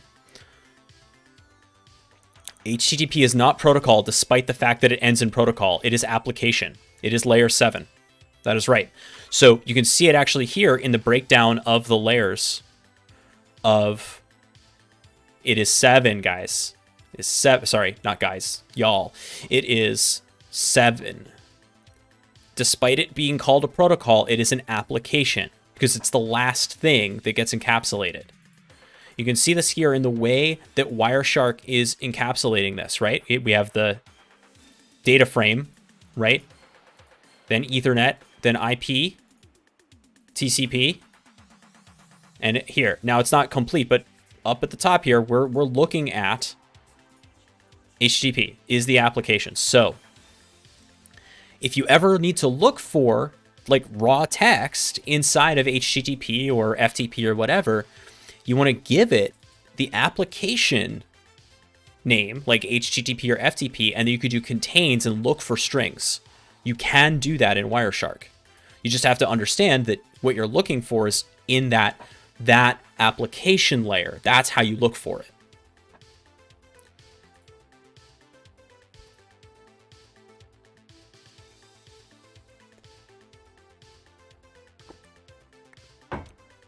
All right, now let's load this up.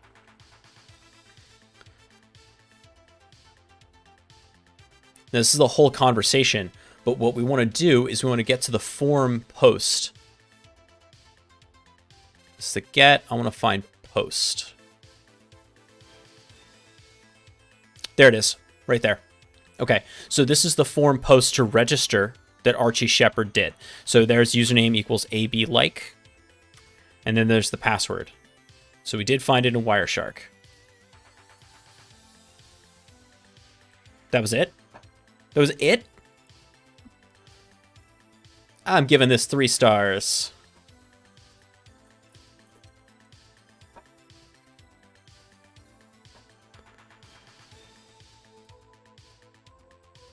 Yeah. So much more they could have done. All right.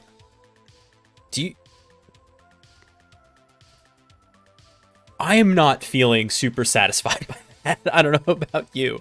That was supposed to take 90 minutes?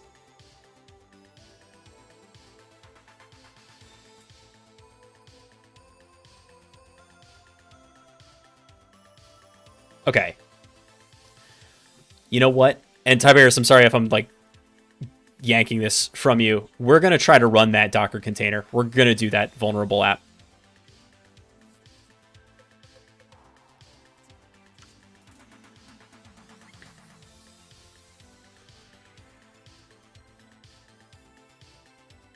Yeah.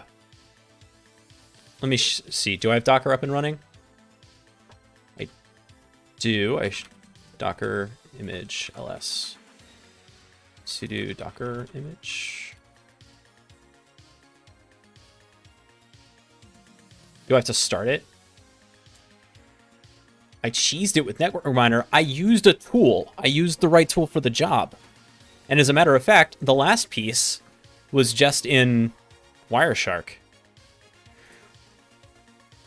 There's no such thing as cheating in terms of tool use here. And I gotta tell you, the blue team in particular needs every advantage that they can get. No, I know. Okay, so what is it? Sudo service docker start. So interestingly, WSL still doesn't play with systemd. So let's do docker image ls. Cool. Okay, so Docker is running. So let's run this. I'm gonna run it on 8080 or 8888, I think.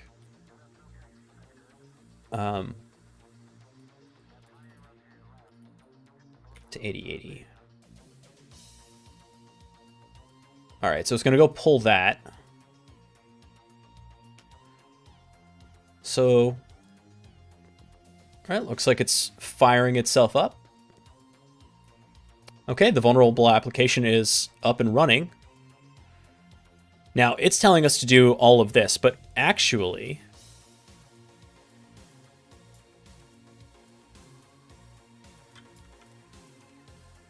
we're going to set up 2 things here. So the app is running. I'm going to just bring that up here because I don't need to see that too much. And then split this 3 other ways. So here I'm going to do NC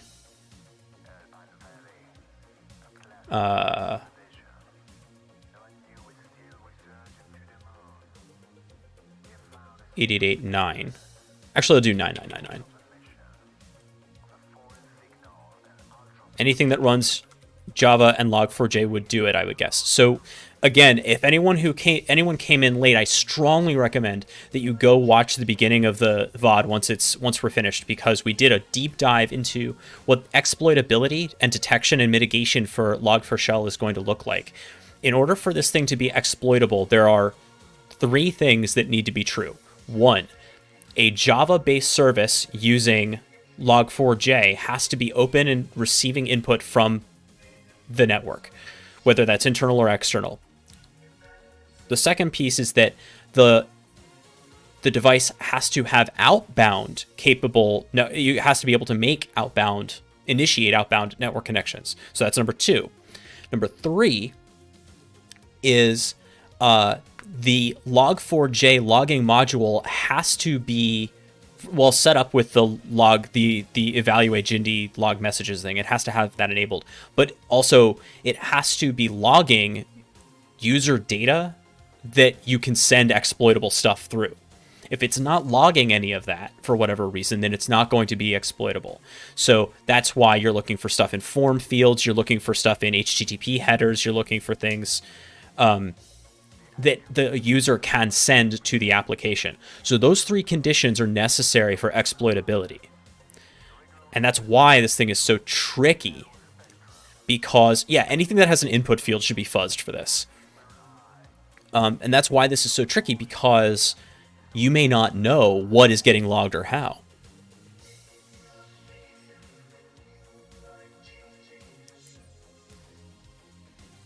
Shacktivist saying that there was some stuff in Network Miner that I missed. Yeah, it's possible.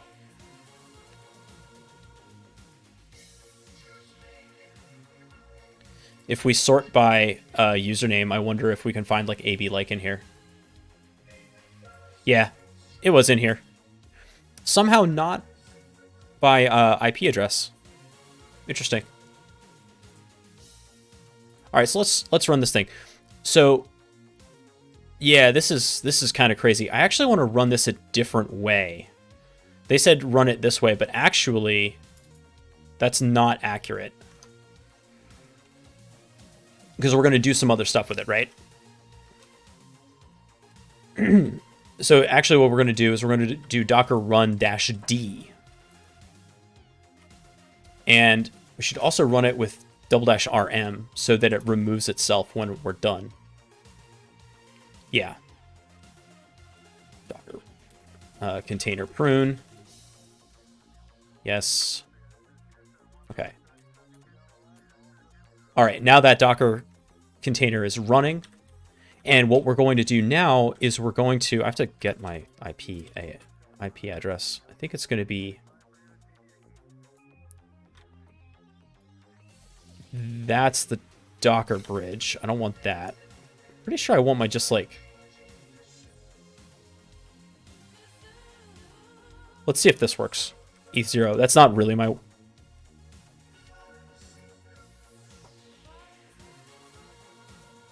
right, dope.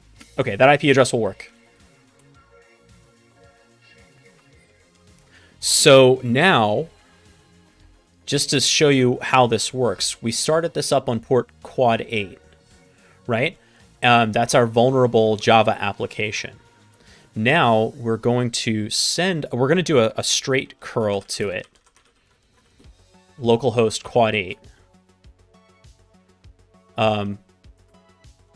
And we get a bad request back. Okay, no problem. But now we're going to give it this API version. And let's take a look at this base64 encoded command here, just so we can see what this is. Right? It's touch temp pwned. So we're going to give this whole thing here. And actually, we have to replace your private IP and the port here. So we'll do 172.23.38.159, port 9999. So two things are about to happen. One, we're going to get a network connection here on our netcat listener, if I've done this correctly. And two, this command, that temp pwned, is going to start existing in that Docker container.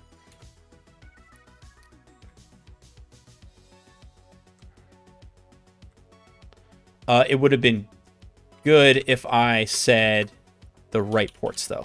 8888. There it is. So we just did the connection. The connection was successful. And now let's go into that Docker container. Docker image. Nope. Docker container exec -it. And we're going to call it vulnerable app, and we'll run bin bash. Oh, does it not have bin bash? Does it have bin sh? Great. Okay. And then let's ls temp.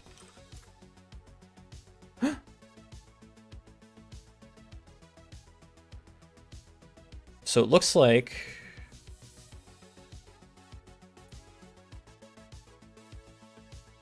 hey, OreoBite, we're finishing up here, but we wanted to do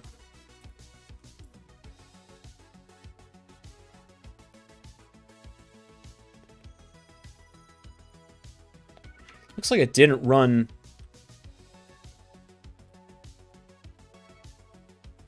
We're going to keep that shell up here.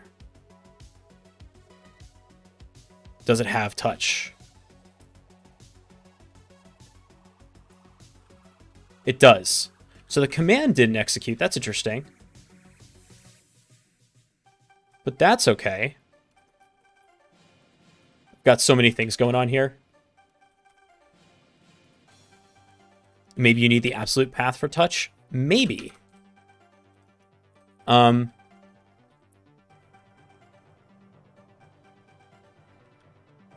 there are a couple of other things we can do. What do we have in the environment here?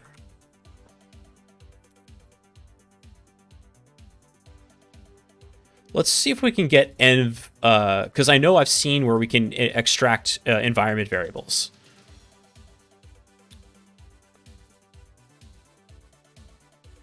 So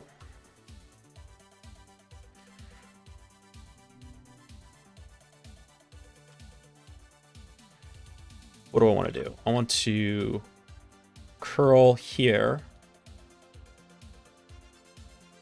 Let's change this up, though. Let's see. Go.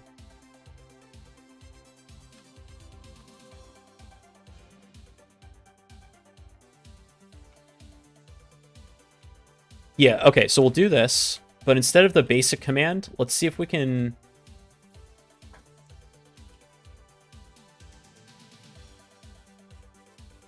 env Java version. Pretty sure that's what I've seen. Let me make sure.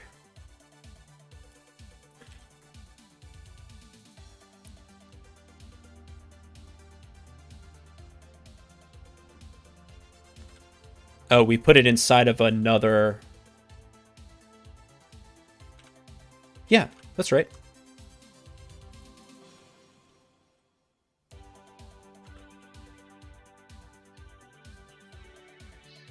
And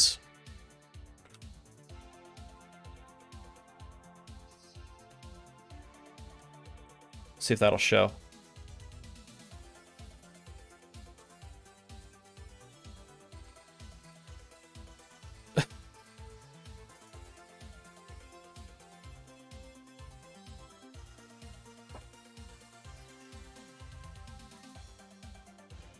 Well, that didn't work at all. Let's do env user.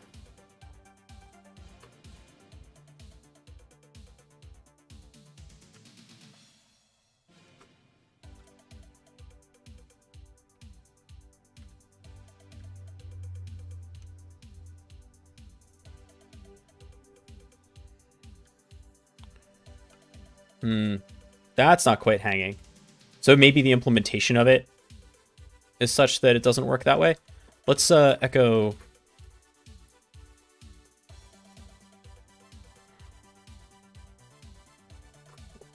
Let's try the whole thing one more time.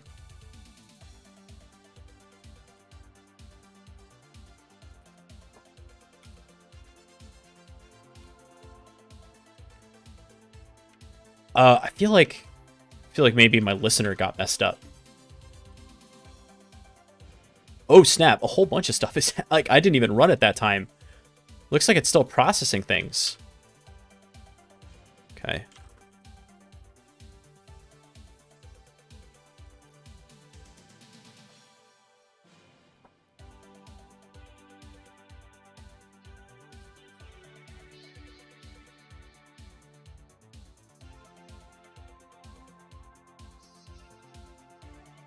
Okay, so that's still working, but I'm not seeing the Java version. And I think partially that's because I want to use something that can read this, because it's getting... I think this is going to be weird, but... No, that's not going to work. This is why they had you do the Jindy server.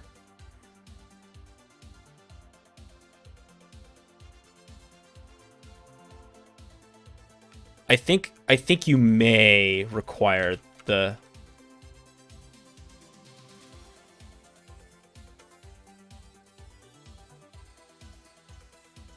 Oh, that was from Python. Where the hell did the hello world come from?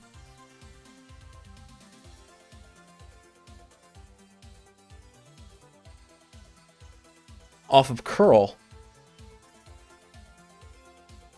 That wasn't from the Python server.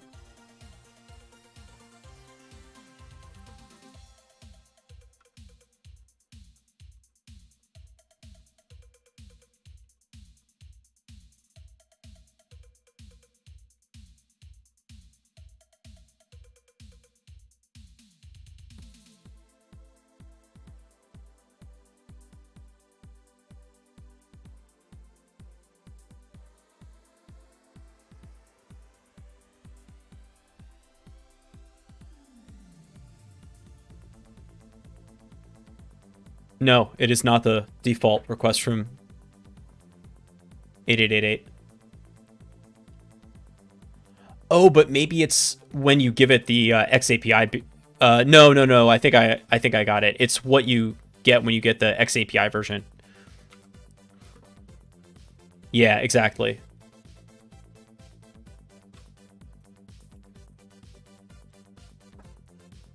Yeah. Okay, that makes more sense. Okay, so they want us to use Jindy exploit to spin up a malicious LDAP server.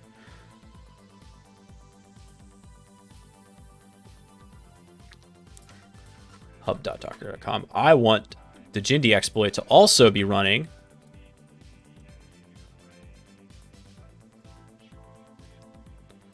in a Docker container if I can. Nope.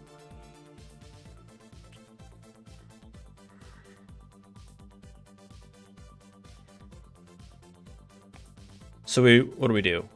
Do I even have Java set up in WSL? I do, okay.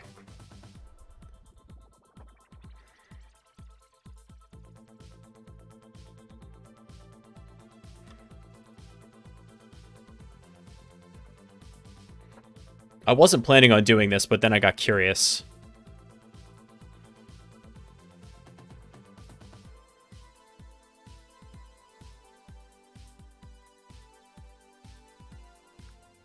Okay. So we're gonna...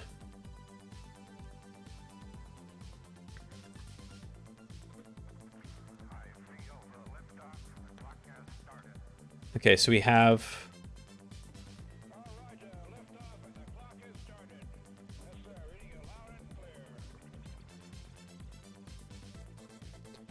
So the way that this is set up, we set up Jindy exploit like this.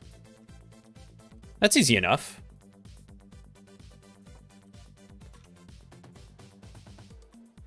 Except we're going to do it on quad 9.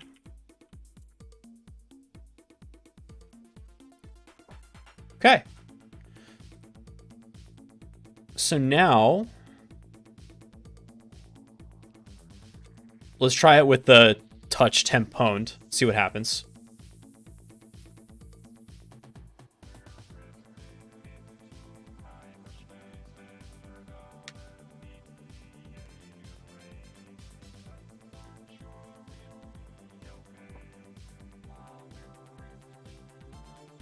Nope.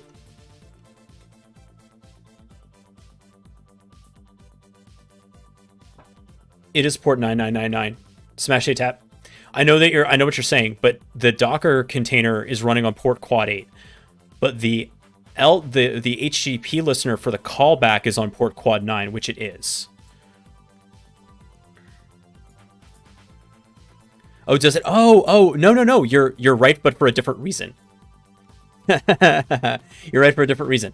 It has to be on 1389 for the LDAP. That's what we're doing here. Yeah, see? Okay, now we're cooking.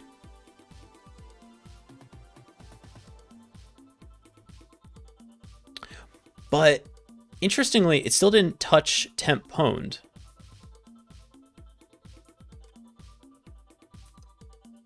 Command touch temp pwned. Selding.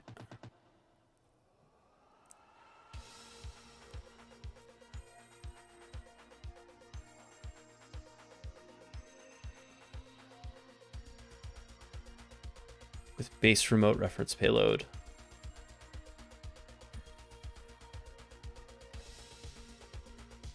HTTP your private IP 9999. Oh God. Taggart, you doofus. I put your private IP up here instead of the actual IP.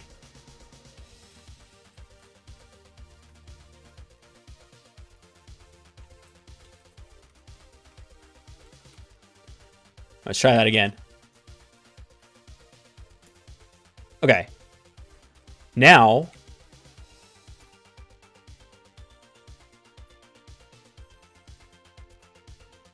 there it is. All right, we got remote code execution on this thing. So the trick is, yes, you have a...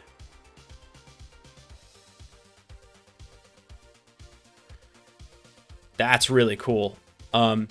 Now I want to see if I can do the env thing. I want to do the wrapped.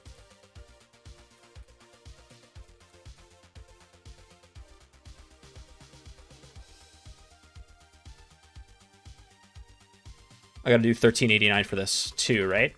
For the LDAP.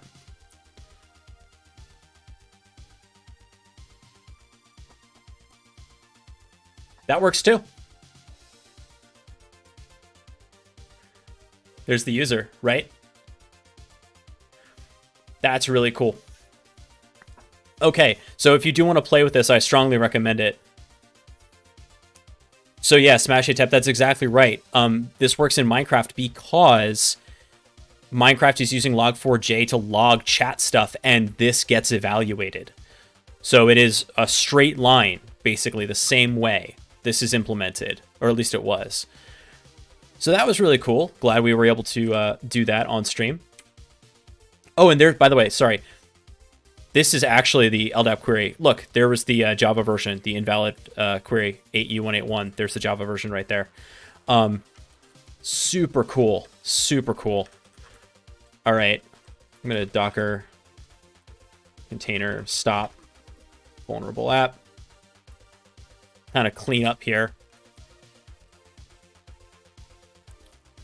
The point was to demonstrate the vulnerability, but, you know, this, as our blue team stream on Saturdays, we went through the detection, we went through the mitigation, and you can see this is a pretty obvious string, even with permutations, to start detecting against, and you're going to be looking for this in your logs as well as in your network stuff.